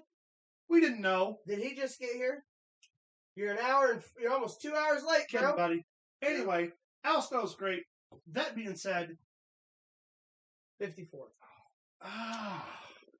55 because I think he's a little older. He is going to be a little bit older. He'll be 60 years old. You're fucking kidding me. Al I Snow didn't was think 60 he was years 60. old. I didn't think he was 60, but yeah, that makes, it's Bro! We're getting old. Yeah, that's another Fuck. one for you. You're welcome. 2 more on Joey the Mercury. 18th. Joey Mercury? That is Joey Mercury. Oh, what I Joey Mercury. Dude, him getting hit in the face with that ladder at New Year's Revolution.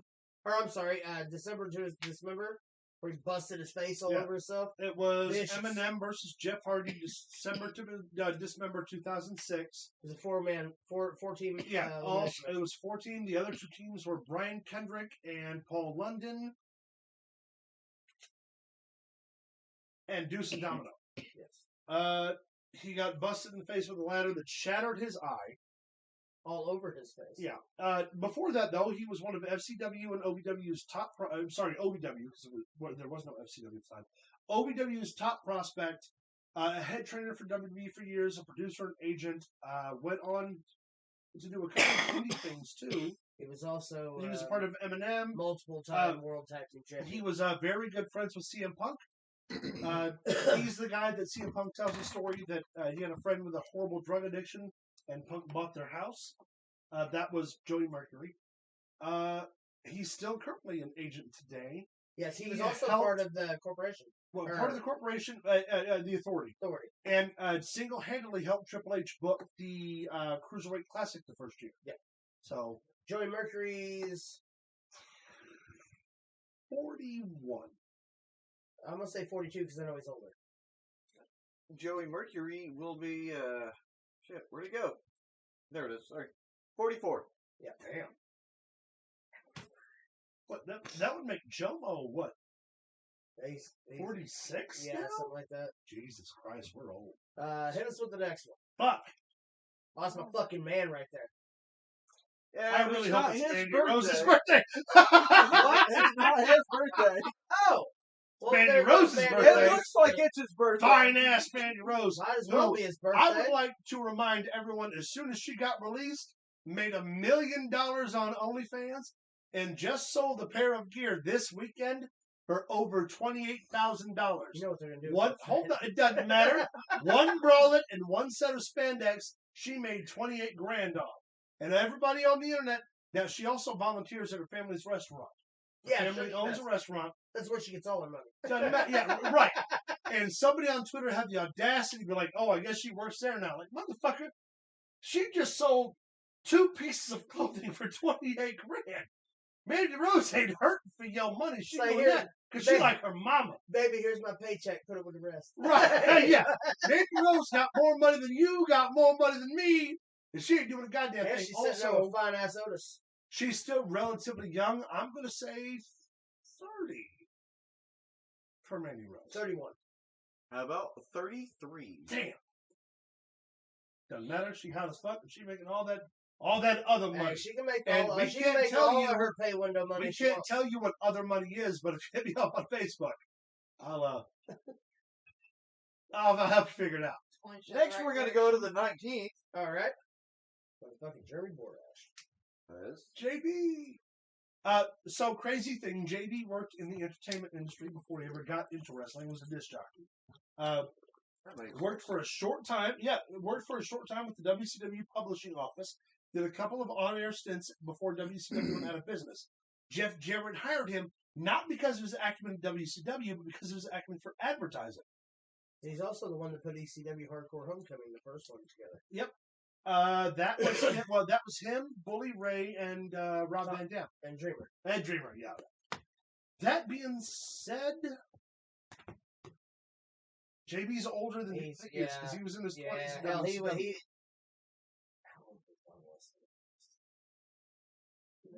In the 60s. But he'd been on QBC for 20 years. I'm gonna say a solid 50. 51. Jeremy Borash will be 49. We were so close. You're fucking So kidding close. me? JB is Yeah. younger than... Yeah. I know. Wow! Good for... Yeah, good Hold for on. JB. That means he No. would have got picked up in WCW when he was like 20 years old. Yeah. That means that Right out motherfucker of walked college. into Bischoff's office and said, I could sell you some stuff. Yeah. And Bischoff was like, okay, take Ted's money. Yeah. Yeah. Yeah. Good for JB. What college do you work for? That means Yeah, zeros. You good work? for JB. Your turn. Next. 2 more on the 19th. All right. That is Killer Cross. I would love Karrion Kross so much. I knew Killer Cross. I don't know. Who I knew him when he was a White Rabbit. I don't know who. I don't know who Karrion Cross is, but I know who Killer Cross. I knew who the White Rabbit was. He's an incredible. The thing about him is that, like, if you watch him on TV, you will never get the full extent of his charisma. No, you gotta be in Ever. person. You have to meet him. Yeah. And you have to be a live crowd because he is so fucking good. And you also you have to give him like the creative freedom to be who he is. Yeah. That being said, former NXT World Champion. In the WWE, that's pretty much all he's done. I think he held one of the titles in Lucha Underground. He did a very, very brief stint in Impact. He's been in Japan numerous times, Ring of Honor. That being said, He's not that old. 37. 34. How about 37 years old? Oh! Yeah. No, He looks I'm it. sorry. That's wrong one. 38 years old. I'll still win, motherfucker. I still win. Well, I wanted to correct it. I appreciate I that. That's right. appreciate the correction. Otherwise, somebody will tell us in the fucking comments. No, I'm sure they will. Next. Makes it 5-3. Oh, okay. That's Jinder Mahal. Okay, I was hoping it was. Jinder Mahal was part of the 3-man band.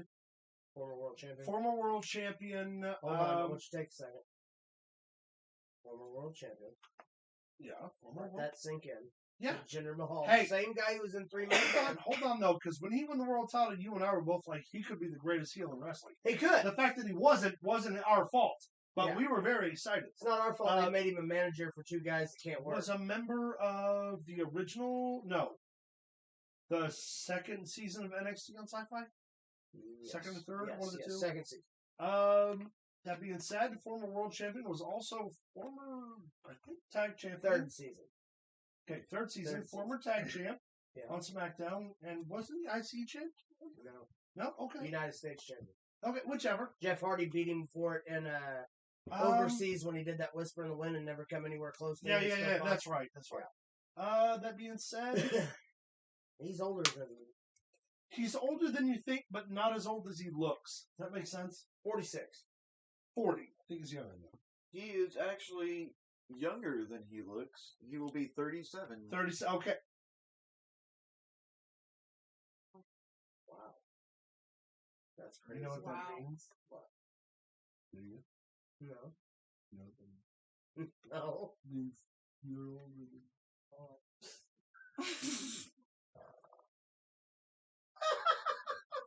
Happy 40th birthday, fuckface! All right, hit us with the next one, Big Uh, Ben. next, we have a memorial. We actually have two following. Our first one is, of course, Fabulous Moolah. I'm gonna take this. Oh, I wish you would. I'm gonna take this. Uh-huh. Fabulous Moolah is probably one of the most. Decorated. I mean, Don't forget, we'll be doing a deep dive. we'll be later doing on deep her. dives. I don't want to give Oh, too much plenty of away. people have done deep dives on Moo.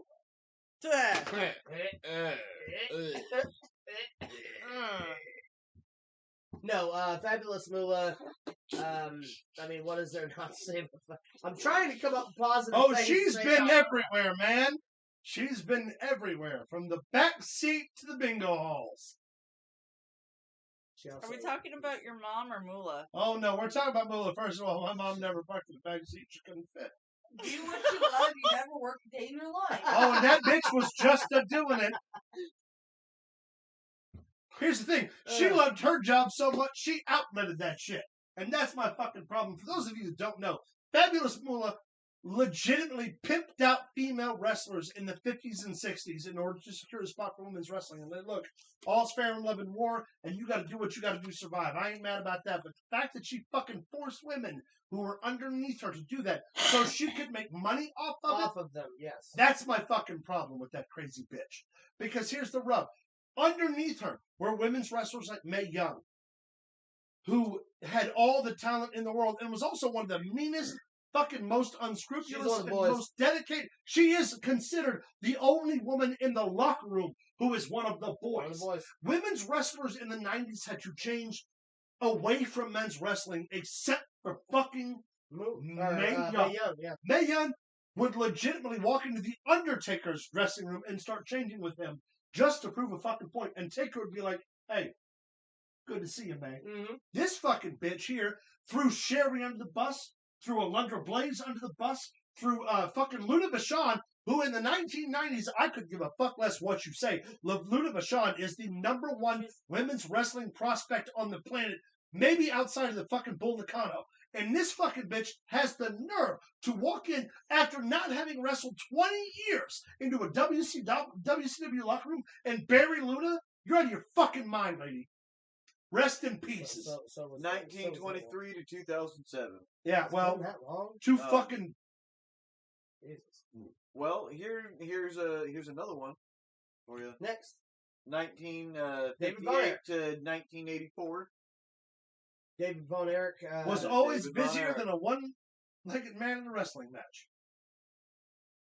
Yeah, one-armed man.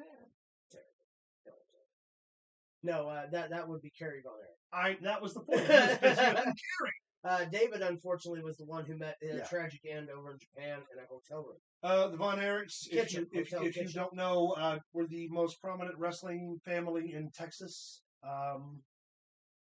All the way from, if you look at the genuine beginning of the Texas Territory, the 1950s, all the way to the 80s? Yeah. The first generation of Von Erichs? Yeah, the Man. Von Erichs, the Texas The most wrestling cursed buffs, wrestling family in in history. all in history. Yeah. Hit us with the next one, good bad man. Hey, last three are on the 22nd. It's 5-3. These are the last three wrestling birthdays. Then we've got some. Oh good my sluggers for you. lord. Also, could you not have picked a better picture? My. Well, you know, I couldn't get him to focus. You know, when I was wrestling with Brett, I was a different man, and There you know, goes the blood. Hunter and I said a lot of things that we didn't really mean, and I just wish I could go back and redo it, but I can't. So I got to take responsibility for it. And you know, Bret Hart was a.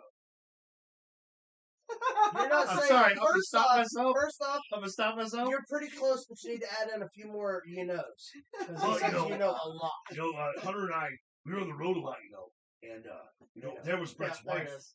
and she was changing, and then I was there, and I went to Brett's wife and I said, hey, you know, you're kind of in my way, and she said, well, my husband's Bret Hart, and I couldn't remember Brett's name, so I said, who's that?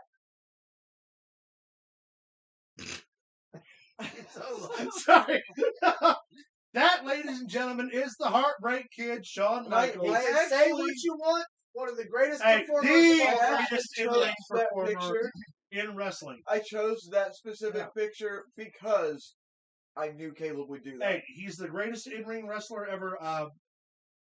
His right eye just missed quite a bit of it, and that's totally okay. Oh, you know, sometimes That's totally all right. No matter what they did. They couldn't get the All right. camera to focus. Founding member of D-Generation X, contributing member to the NWO, multiple-time WWE World Champion pre-Attitude Era, one-time World Champion after the Attitude Era, was responsible for two of the greatest technical wrestling matches in history. Main evented against John Cena for the world title in a stadium of 63,000. And then the very next night on Raw went to Broadway for over an hour. Won consistently Match of the Year titles, specifically at WrestleMania, which gauged him the nickname WrestleMania. Also, one of the only people to win back-to-back Royal Rumbles. Also, former multiple-time WWE Tag Team Champions with Marty Jannetty and the never. Rockers. They never were. No, they were once. They just scrapped They it. took it back. AWA Tag Team AWA, Champions. yes. They were multiple Tag Team Champions. As the Midnight Rockers. I mean, is a current in-ring and outside-ring producer for NXT. Was on the very first Monday Night Raw. Had been with the company 2 years at that point. So outside of his 4-year hiatus, had the greatest match in WrestleMania history against the ladder. We'll get into that one day. That being said, Luke, how old is your favorite wrestler, Shawn Michaels? 55 years old. Shawn Michaels is 56 years old because he's in his 60s. Shawn Michaels will be 58 years old. Doesn't matter. I was still right. Yeah. Go fuck yourself. Remember that time you got Sting right and I got Sting wrong? Yeah, it just happened to you. 6-3 last two wrestling birthdays, both on the 22nd. That is Fandango. Fandango. One half of a tag team with Tyler Breeze. Also known as Dirty Dango. Can you say that? I am pretty close to your native tongue, right? I want Peruvian? to hear Fandango? you say it with that accent. Yeah, Fandango. It's Peruvian. Oh, I'm sorry. Fandango. 40 years old. I think he's a little younger. How about an even 40 years old? All right. He would get Fandango. 7-3, Luke. Yeah, Luke. You need to catch the fuck up. I don't know. I can't tell from the white background. He kind of blends. That is a Kirichizawa. Yes. Here's the crazy thing. Before he got to WWE, he was really important. He was really a was. multiple-time AJPW, IWGP Tag Team Champion, Junior Tag Team Champion. At one point held the AJPW Light Heavyweight Championship, went to NXT first. He's been, WWE 24/7 champion? I think Yes. that's it. A couple times. Yeah. That being said, 43. 44. What'd you say, Luke? 44. How about 38 years old? No point there, right? Nope. All right. Celebrity birthdays. You're older than Dezawa, you old. You old prick, you old motherfucker, you old. When you get out of the business, people like Orange Cassidy are still.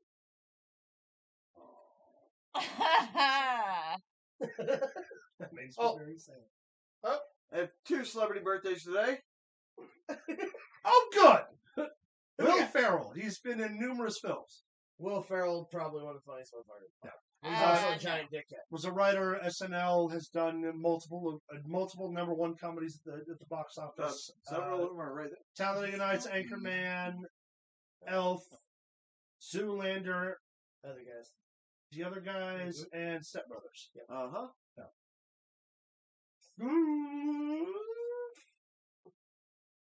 55? Fuck, he's probably younger than that. I'm gonna go 53. How about 56? Oh! You did get it. Oh! He's Wow! 56. That Wow. blows my mind. I could have sworn as soon as I said he'd be in his 40s. At least 50 or so. Who Also we got today, next? Oh, yeah, I got this guy. Can't forget Corey Feldman. They put you on a list. Frog man. I was just about to say, Only roles that ever Frog Man, mattered that's that he was in. and the Goonies. Eh, Corey Feldman was Better in the Lost Goonies Boys, and the better Lost Lost Boys, and that's And it. the Lost Boys. he's better in the Lost Boys. That's it. No, I love the Goonies. Don't one get of me the wrong. top stars of the 80s. Yeah. That being said, now Living member of Corey and Corey. It's true. why He's do we the lose he's the the good la- one? heroin. Yeah. Lots of it. You're right. He did heroin from a fire hose. And so did Nikki Sixx, is still alive. Well, he's been in the presence of Donna Lee's penis in that age. Corey Feldman. Also, the voice of Donatello. Just not for nothing.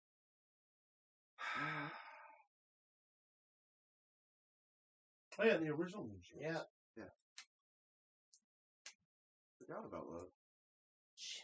I want to say he's in his 50s or maybe even early 60s by this point, right?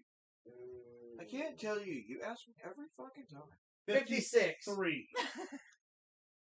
Well, you're both wrong. Corey Feldman will be 52. Fuck! Damn. How did you fuck that up, kid? Come on, man. You're on a roll. You're supposed to get all these answers wrong. What's wrong I'm with you? doing my best. Hit us with the next The other two on the 17th. Oh, it's not. It's not. The second biggest asshole in Hollywood. You know who the first is? Kiefer Another Sutherland. one, yeah. His son. Learned from his father. Donald Sutherland, 87 years old. 75 years old. I think he's younger than How about 88? Yeah. that. Damn! Point Good blank. job! Right Hey, in the wire look. there. You got 4 points. Yeah, dude. You tell him, man. Going for 5. All right. Nice. That, of course, is Bill from Bill 10. I can't think of his fucking name. Alex Winter. Alex Winter. That's Thank all you. I know him from. Bill, well, Lost Boys. Well, clearly from the Lost Boys. I forgot he was in the Lost Boys. That's the fucking You're looking picture! at him. I can see it.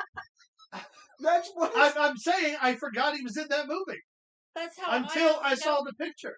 Um, Well, he's got to be able to Keanu, right? Well, I mean, he Keanu. was a vampire, so I wasn't completely certain that you could see the picture. That's very good. That's very good. 55? 56. Alex Winter would be 58. That's another one for me. That's 5. We got next. 5 to 8 now. Kristen Bell. Kristen Yes, it Bell. is. She On was a the comedy 18th. writer, a comedian. She's Dax Shepard's wife. Dax Shepard's No. wife was the lead, for all intents and purposes, lead character on The Good Place. She's Dax Yeah. Shepard's wife. We already said that. Yeah, The that Good is, Place was good. She was also I think it's twice as important. help me. She took photos. She was a crime investigator. What the fuck was her name? Oh, the show on the CW. Yep. What's I her name? Zombie. I have No. No, not idea. what? Or I Zombie or something. No, Yeah. not a zombie. No idea. Somebody, please. I know this No. too. Oh my God! I know. I can see it. Somebody in the chat. Somebody. What's her name again? Kristen Bell. Kristen Bell. Alright. She plays a private investigator. Veronica Mars. Veronica Mars. Derek the Devastator with the save. Veronica Mars. idea. Fantastic. Veronica. Fun thing about her, just personally, Dax Shepard made her sign a prenup. Yep. And then she ended up making way more money than Dax Shepard. Good for her. Yep. That being said, She's also in Frozen. She is also. Oh yeah, she's the voice of Anna. Anna, Oh. the other sister. She also's from Fanboys. Gentlemen, Mm-hmm. I was waiting for someone to say it. You realize I left this What? cold air on my naked breast. Yeah, she's Really? Kristen Bell. that's yeah. Kristen Bell's the girl. Oh my! I love sweaty yams. I have never realized that before. Yeah, dude. She's on a black wig. Aim for the eye. Oh hook my the rib, god! leave the Flying to world. Maryland. Yeah. It all makes perfect God sense damn now. it! yeah. All right, Kristen Bell. Well, Wow. forgive the numerous amount and examples of Fanboys. childhood. Never mind. That being said, you, ma'am, miss, madam, lady. Ma'am. Fucking, don't you fucking start with it, man. Quick as shit. Say my daddy's watch. You can't say watch somewhere. Say, wow, whoop your ass. That's a time clock or some shit. 45, respectfully. Fuck. 40. That was a little more respectful. She'll be 43. Ow! You okay? No. Feel Did better? that hurt? A little bit. I'm Did you sick pee to a little? myself. I actually have to pee right now. No, you're And not I'm going. hungry. Are you fucking kidding me? Motherfucker, again. It's not his fault he has a tiny bladder. I really can't help it. Next. Sharing her birthday on the 18th. Look at the background. The background. Family's Family means forever. everything. That's the only guy not part of the family that isn't dead. They cut that guy out of the first movie and That's never right. mentioned him again. There have been 10 of them. And Leon. one major character died. That's why we had to bring Leon. him back. Fuck Leon. He wasn't good enough for Vin Diesel. He ain't good enough for me. Now, Vin Diesel, also outside of the Fast franchise, is the voice of Groot. Yes. Riddick. Riddick. I love the Riddick. The Last Witch Hunter. Pacifier. The Pacifier. Pacifier was Triple X. Triple X. He's been the head of like a bunch of franchises now that you think about it. The first movie he ever did. The Iron Giant.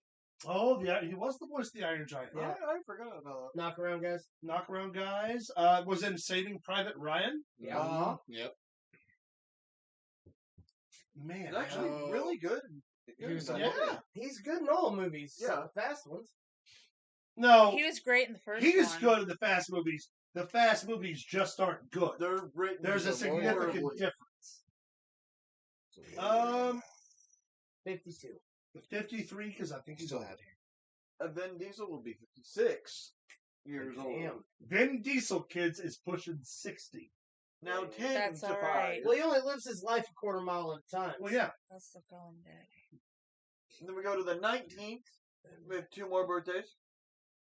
Benedict That Cumberbatch. is Doctor Strange. Yeah, it's Yeah, Bunny the- Dumb Cumberbatch. The guy that lives Mountain Charlie, I Yeah. think is his name.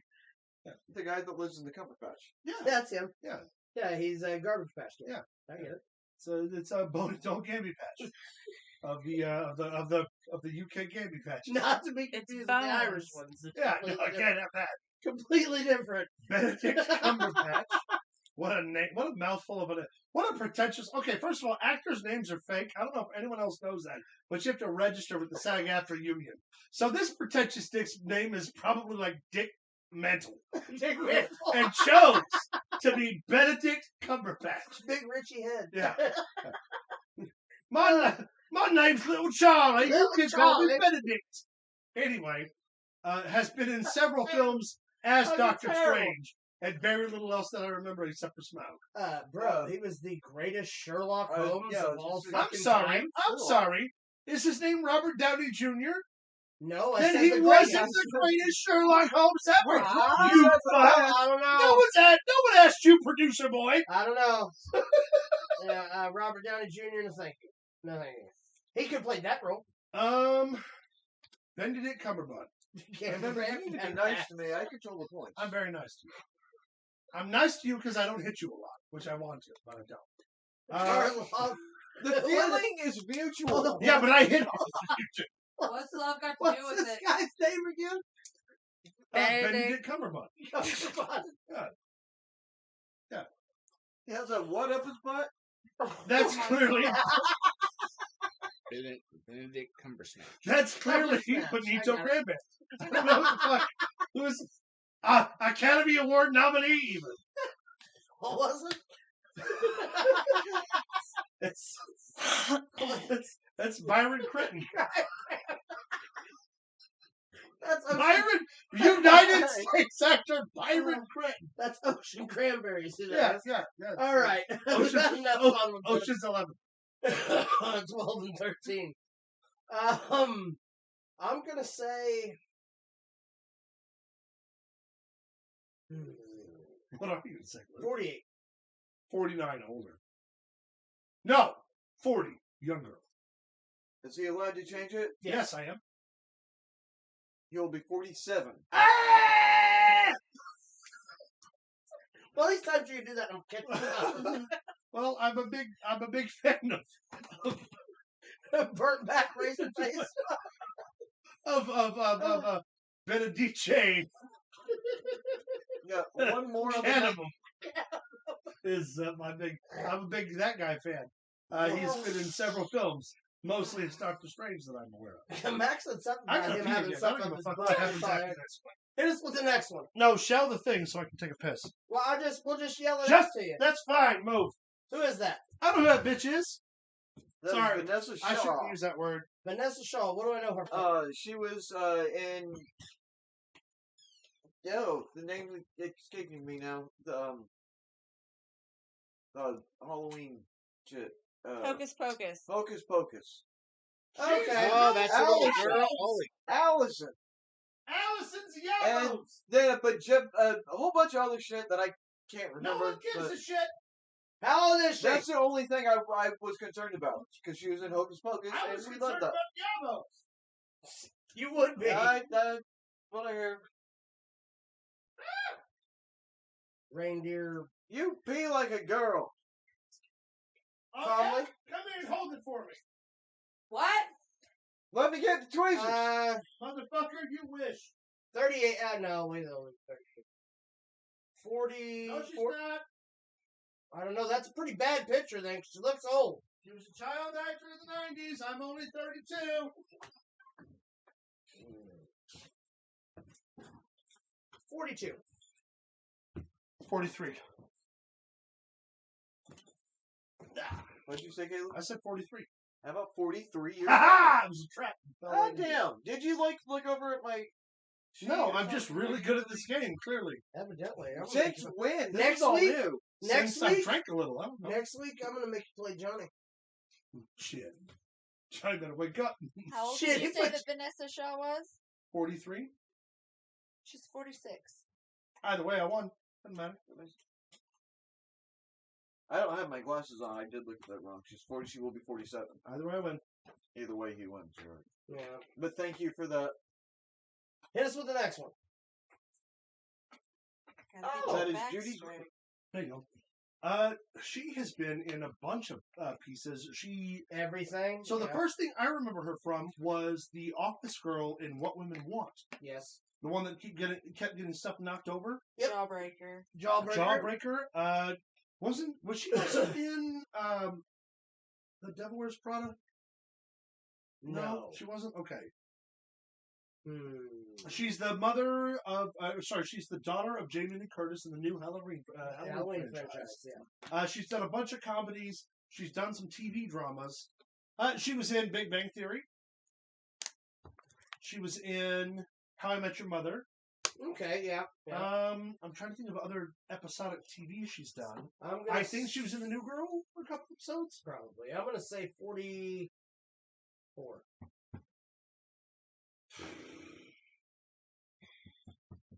45, because she may be a little older. We got Max. Judy Greer would be 48. He got it. He got it. All right, hit us with the next one, John. That is Omar Epps. Omar Epps, Yes, it is. who I remember distinctly originally from House, Yes. first season. Yes. He's done some other television. I don't know that I've ever seen a bunch of movies with him. Love He and was in O. Basketball. Love and Oh, Basketball. yeah, Love and Basketball. He was in O. The Brotherhood. Is it called the Brotherhood? Was he in Four Brothers? Was he one of them in the Four Brothers? No, that was Tyson. yeah. Tyrese Gibson. Omar's up there. He's in the Mod Squad. Judy Greer's in the new Guardians of the Galaxy movie. Oh, Yeah. nice. I haven't seen that. Apparently, I haven't seen it I yet. haven't either. 50. I'm gonna say 50. Say 50, 48. I about Wood, even he was in 50 The years Wood. old. Yeah, he had to be. The Wood, yeah. That's a good one. Hit us with the next one. Hold on. What's the score, real quick? It is 19-5. I got 5. We're going for 6. Sure did, buddy. John Lovett. John Lovitz. I don't think you're gonna win, Luke. He deserves this. He does deserve this. On the 21st, Acting. Acting. Number one, started as a comedian in New York, and then late 70s, early 80s. Became a comedy writer, not for 30 Rock, but for National Lampoon's. Then went over to 30 Rock. Has done a bunch of fucking character work, side work, TV work, comedy work. I believe he's got 2 or 3 of the the Grand Comedy Nominee Awards or whatever. Mark Twain Awards. Yeah. Also, I mean, he was in City Slickers too, which is what I remember. Well, thank you for that. Because he replaced that one dude. I remember him being the spy in Little Nicky at the beginning. He was sitting in the tree Yeah, watching the world yeah. change. Well, I mean, my favorite thing he did was the critic cartoon he used to voice. He was a Oh, movie yeah, critic. yeah. Jay Sherman was his character. Gotta be 70s by now, I would think. I'm gonna say 72. 73. say Luke, 73. I said 72. John Lovitz will be 66. Wow, Wow, he's a lot We're younger than I than I just thought. wanted to Yeah. make sure Yeah. because you guys way overshot that. Yeah, way. We yeah. often don't. Well, that's not true. I often do. This is, who is this? That is Selena Gomez on the 22nd. I- These are our last about 5 She years. sings songs. Selena Gomez sings things. She was in Wizards of Waverly Place, and right? was on Yes. Okay. and a Disney and or Nickelodeon show, respectively. Yeah. Let's just hope it wasn't one that Dan ran, because she's seen how that She's- was. She dated Justin Bieber. She's 29. 30. How about 31? You got 6, Luke. I Saying got- There's a chance. I got that one. You sure did, but Of course you got that. you got Selena Gomez Couldn't and get- Dog I Lovitz. couldn't get John Lovitz. Couldn't I had to get Right. fucking Selena Gomez. Try to Next. get this next one. Oh, that's motherfucker. Yeah. Okay, that's Green Goblin. And it's William Dafoe. Boondock Saints, bro. I Yes, know. Boondock Saints. Willem. Yes, his name is Willem. Willem Dafoe. Dafoe. Not only Boondock Saints, he was in Nosferatu. The Nosferatu remake. Max Shrek. Max Shrek, Mhm. which is also getting another remake it's- starring Willem fucking Dafoe. It was called Confessions of a Vampire. Yeah. The Lighthouse. Spider-Man. Spider-Man as a was- Green Goblin, obviously. Platoon. The Hunter, Platoon. Boondock Saints, both 1 and 2. He was in Death Note. He was in Death Note as Platoon. Platoon was one of the The God of first Death movies is that there, I I saw can't him in. Yeah. And it really made me hate him. He's a piece of shit in that movie. He's good at being a piece of shit, though, right? Is he quite in his 70s yet? Yes, he has to be. 74. 70. You're wrong. He will be 68 Yeah, years I knew old. he was younger. Wow. Okay. 3 left. All right. John Leguizamo. John Leguizamo. Or as I like to call him, Luigi. He is, Luigi. boycotting the new Mario movie. Due to lack of diversity. He was Luigi. He was in the John Wick He's franchise. a motherfucking pest, bro. He's a pest. Pest. Yes, He's he a fucking is. pest, bro. Was Toulouse in Moulin Rouge. He was in Was Carlito. Tybalt in Romeo and Juliet. Empire. He's in Empire. Empire. He's in King of New York. King of New York. I'm trying to think of the other. Oh, Tu Wong Fu, bro. Yeah, Tu Tu Wong Wong Fu. Fu. Thanks for the Tu Yeah, Wong Tu Wong Fu, bro. Hey, little Latin girl. Fantastic. Little fucking Latin girl movie, in yeah, drag. Why are you yeah. crying? Let's see. Oh, was also the Devastator in Spawn. He was the clown. Yeah, Yeah. the Devastator. Yeah. That's his name. D-E-D. Dead. Dead. I'm gonna say 51. 52. I don't think he's quite in his 60s, but I definitely believe he's in his 50s. Well, you're halfway right. He's 63. Fuck! He will I be still win, but 63 fuck! years old. Yeah. Time out. Time the fuck out. For John Leguizamo is in his John 60s. Leguizamo is fucking. Luigi is 60 years old. Buddy, I don't even know him. buddy, you I just don't turned 40. I don't care. That's not right. Sorry. Hold me. Okay. Like one of your French girls. No, don't hold me like First one of of your all. French girls. No, that's a mistake. That was. No, I'm good. You're good. Trust me. Next. That is David Spade. David That is Spade, David Spade. also known as Adam Sandler's friend. No, also known as Chris Farley's friend. I was gonna say. Yeah, there you go. Well, see how well that works. Also, he's Joe Dirt. I mean, let's be real here. That's fucking Joe He's Dirt. also Or Joe Nonamaker, sorry. what's the show, the movie he did when he was the child star? This Dickie is Roberts. Dickie Roberts. This is Mhm. Nothing Futz. Thoughts. Yeah. Other than that, comedy writer, obviously for years. The original asshole gimmick on being a flight attendant on Saturday Night Live. Saturday Night Live, yeah. Got almost murdered by someone who worked for him. Yeah. Yeah. Quite a while back, yeah. Spade is, His movie where he steals that chick's dog yeah. and then brings the dog, keeps the dog away from her so he can date her while looking for the dog, which is one of the most just wrong fucking storylines. Spade's Wow. 64? Spade is 57. I said 64. He said 57. That's good, Blue. You got one more point. He'll be 59. 59. I didn't think he was quite 60. I could have sworn he was in the 60s. All right. He was the It's, youngest of all of them. It's 15-7. You have 2 left.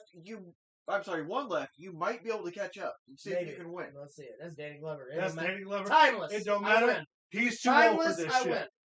Timeless. He was too old for this shit 40 fucking years ago. 82. 70. God damn it, Luke. Be 77. I wasn't that fucking far off. God damn it, Luke. What do you mean? God damn it! Why can't it be, hey, Caleb, great job today, you fuck? Well, I'm just saying, why is it? I told you you were Why, kicking ass. why is it come? Thank you. Why is it come on, Luke? I didn't say he was 31 like years Luke's old. not trying really hard, and I just happen to be better than he is today. I was just really hoping he would win because, it's still his birthday It's weekend. 19-5. He wasn't going to win 4 hours ago before the show started. Hit us with the next 19 one. to 6. Shut up. Who's the last one? That is the last one. That was the last one. It's the Oh. That was the last one. Oh. You know what? Duh. You know what? I feel badly about that, Luke. You should. I'm sorry. Prick. I'm sorry. Yeah.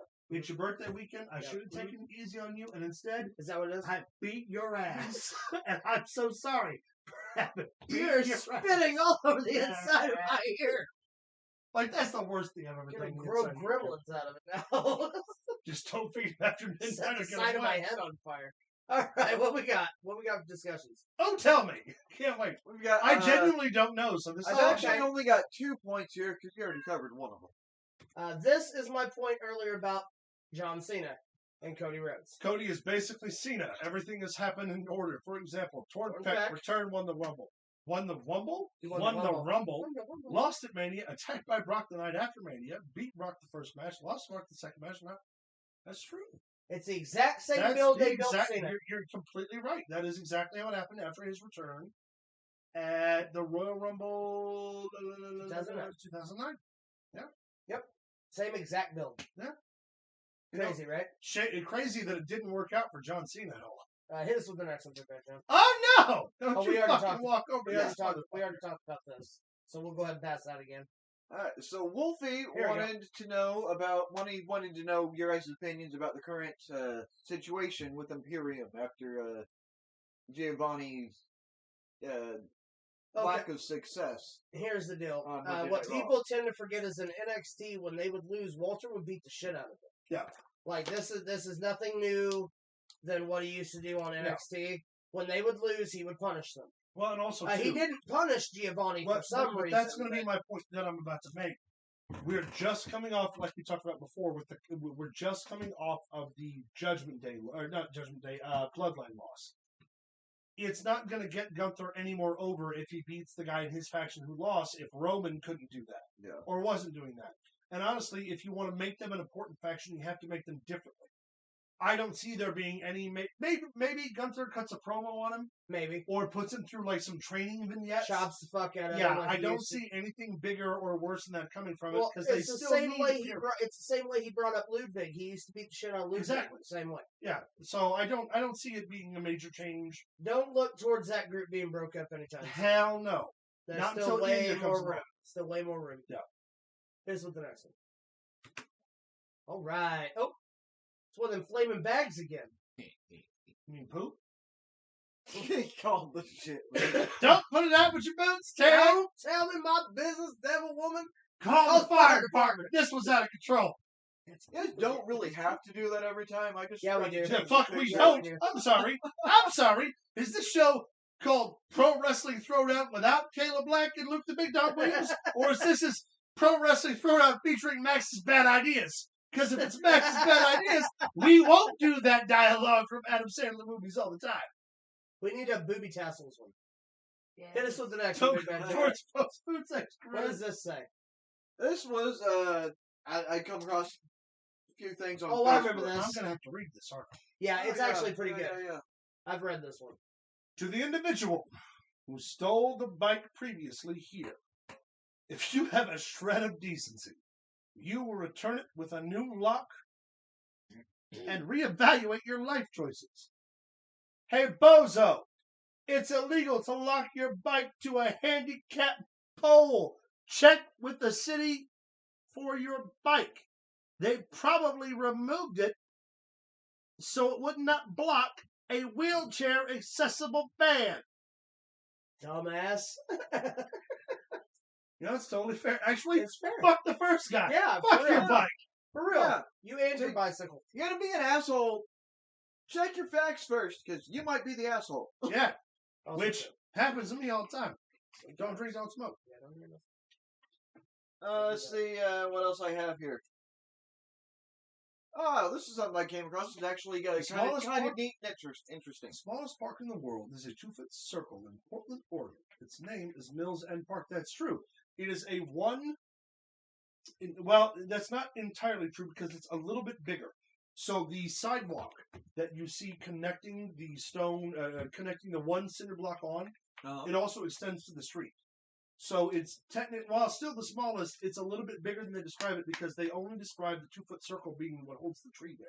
But it's Okay. technically the entire, I think, 4x4 cinder block that the circular bit Sets sits on. on. Yeah. Yeah. From where the sign starts to where the street marker happens. I should actually do that where they can see it. Yeah, I was Where just the sign say starts that. to Yeah. the street ender is actually how big it is. Yeah. That's pretty cool, though. Still the You know- smallest park in the You know world. what you should do? You should turn around and pretend that you can see it up here. Should. And So over here is where it is, and here's where it ends, They're on the other. and go this- and right around here, right around there. Is it here? Is, yeah, it's just Is that how this goes? it's just there. Right here? Sorry. Is that what it is? Also- Rock on, brother. Rock on. Okay. All right, what we got next? Jesus. How many things did Look at this sign. No, how you many need to times did describe this the happen sign. before they had to put a sign up? That's a cow falling off a mountain. Falling cows. All right, touche. It happens. I'm from the hills of West Virginia. Okay, I'm so telling you. technically- Nothing special this But week. Just technically- usually goats. though. Technically speaking, it only has to happen once.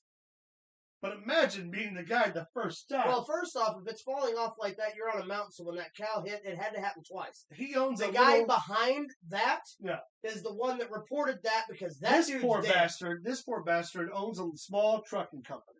But wait It's a his minute. Wait week- a minute. Hold wait. on. Okay. It's his weekend off. His wife's at home and waiting for him for days, and he gets a call at 5 o'clock in the morning and said, "Hey, this delivery isn't going to make it, boss." So he looks at his wife and he says, "Honey, I promise you. I know I've been working too much. I'll be home tonight." She says, "Okay, deal." Okay. This is your Damn it, last chance. Diane! If you're not home tonight, to have dinner with me. We're getting divorced and I'm taking the kids. So this motherfucker loads up his Ford F-150 that costs way too much because he's got just good enough credit for his wife to put him in debt and says, I'll make this 6-hour drive, honey. I'm going to drive my ass off. And he gets to the depot and he delivers whatever had to be delivered. And as he's signing the paperwork, the old man who's receiving it's taking just a little too long, just long enough. And he's like, come on, my wife's going to leave me if you don't sign this fucking thing. And the old man says, I'm sorry, I've been there myself. And signs it. Now he's back on the road. He calls his wife. It's only noon because he left at 6 o'clock this morning. And says, honey, I'm going to be there in time for dinner. I'm going to be there. I'm going to show up. I'm sorry I was a workaholic for the last 20 years, and I'm sorry that I might have hit the kids sometimes when I drank too much, but tonight's going to be your night. And this cocksucker pulls around the mountain bed. Just listening to the music his dad and him used to listen to when they were taking road trips. The happiest times in his life. Before he started a business and started a family and realized he was a miserable wretch. And for just one moment, just one solitary moment, he reconnected with his late father who died 2 years ago from drinking too much with liver cirrhosis. And just as Eastbound and Down started, he got to jamming, juking, and jiving. He's trucking fucking along. A goddamn cow falls off a fucking mountain. Takes out the bed of his truck and effectively ends his marriage. That's why, kids, you shouldn't eat beef. That worked out so much better than I thought it would. That's a long way to get to a sign, man. Well, we got a long way to go in a short time to get there. I made John laugh. Oh, That poor woman. next, I guess. Let's see what you know about this next though. The moon's top layer alone has enough oxygen to sustain 8 billion people for 100,000 years. I did not know that. It's also not true because it was filmed in a studio in Burbank. They never landed on the moon. They don't know that. Yeah, Australia doesn't exist either. Nope. I'm going to slap the shit out of you. Which one? Both of them. I got 2 hands. Fair enough. Oh, good. I love that this has a specific slide.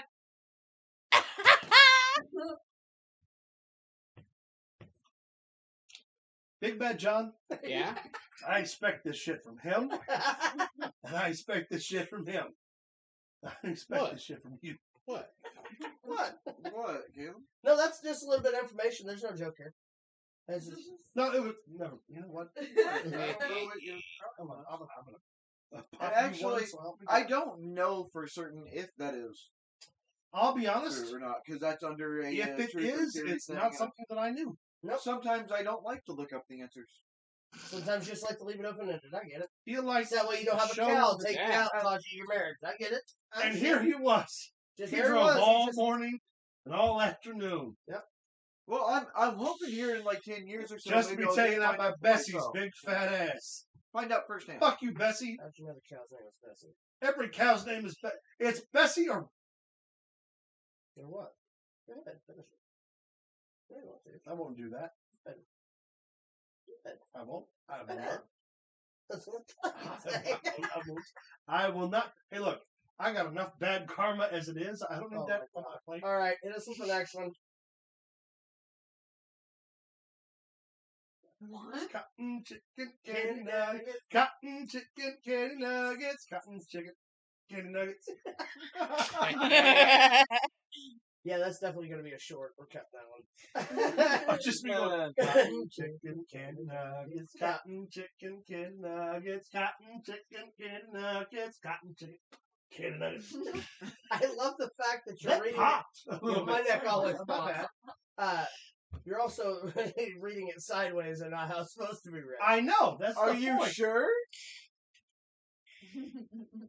I thought that was the joke.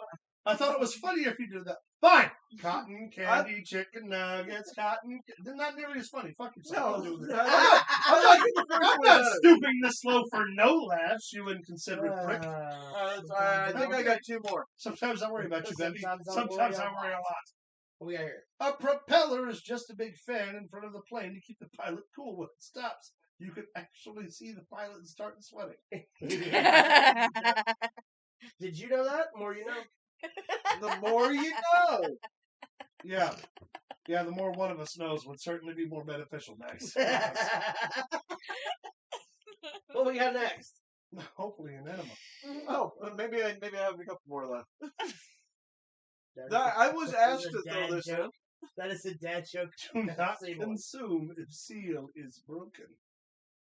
Said the seal to what I imagine is a shark. Sharks don't eat sails. That one over there. Whales do. Do they? Yeah. Don't get technical. It's a funny. It would have been funny if it were a whale.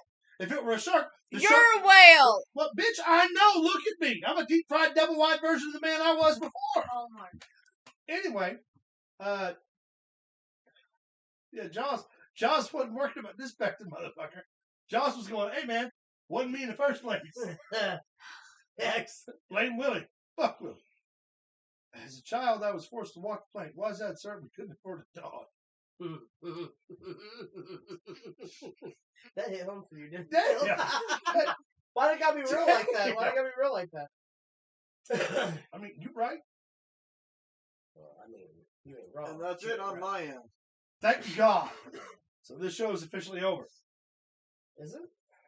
Welcome to the longest episode of Pro Wrestling Throwdown. If there's I more to believe this so. show, one of y'all need to speak the fuck up. This is I'm getting tired. Well, did you know? The Muffin Man? The Muffin? Yeah. there's no Jury Lane. No, the other one. Oh my God! Terrible. Well, thank you so much for tuning into this very last episode of Pro Wrestling Throwdown. If you come back next week, Luke will apparently give you Punch and Pie. Punch and Pie. So, that being said, find us on Facebook at facebook.com/Pro Wrestling Throwdown. Follow us on Twitter at Pro Wrestling TV. Send us an email at who the hell cares. That's your mama's house. Pro Wrestling Throwdown. You know where to Follow us on TikTok at Pro Wrestling Johnny, I have something on my mind, bro. Throwdown. What's it? What? End the fucking stream, John. Oh, wait a minute. Oh no! Not that. Oh, what is that, John? If you put up a picture of my dead mom, Hold on, I'm trying to think of the good times. Oh, yeah. when you find out what they were, feel free to let me know. Well, she's Sign out, always Aaron. sweet to me.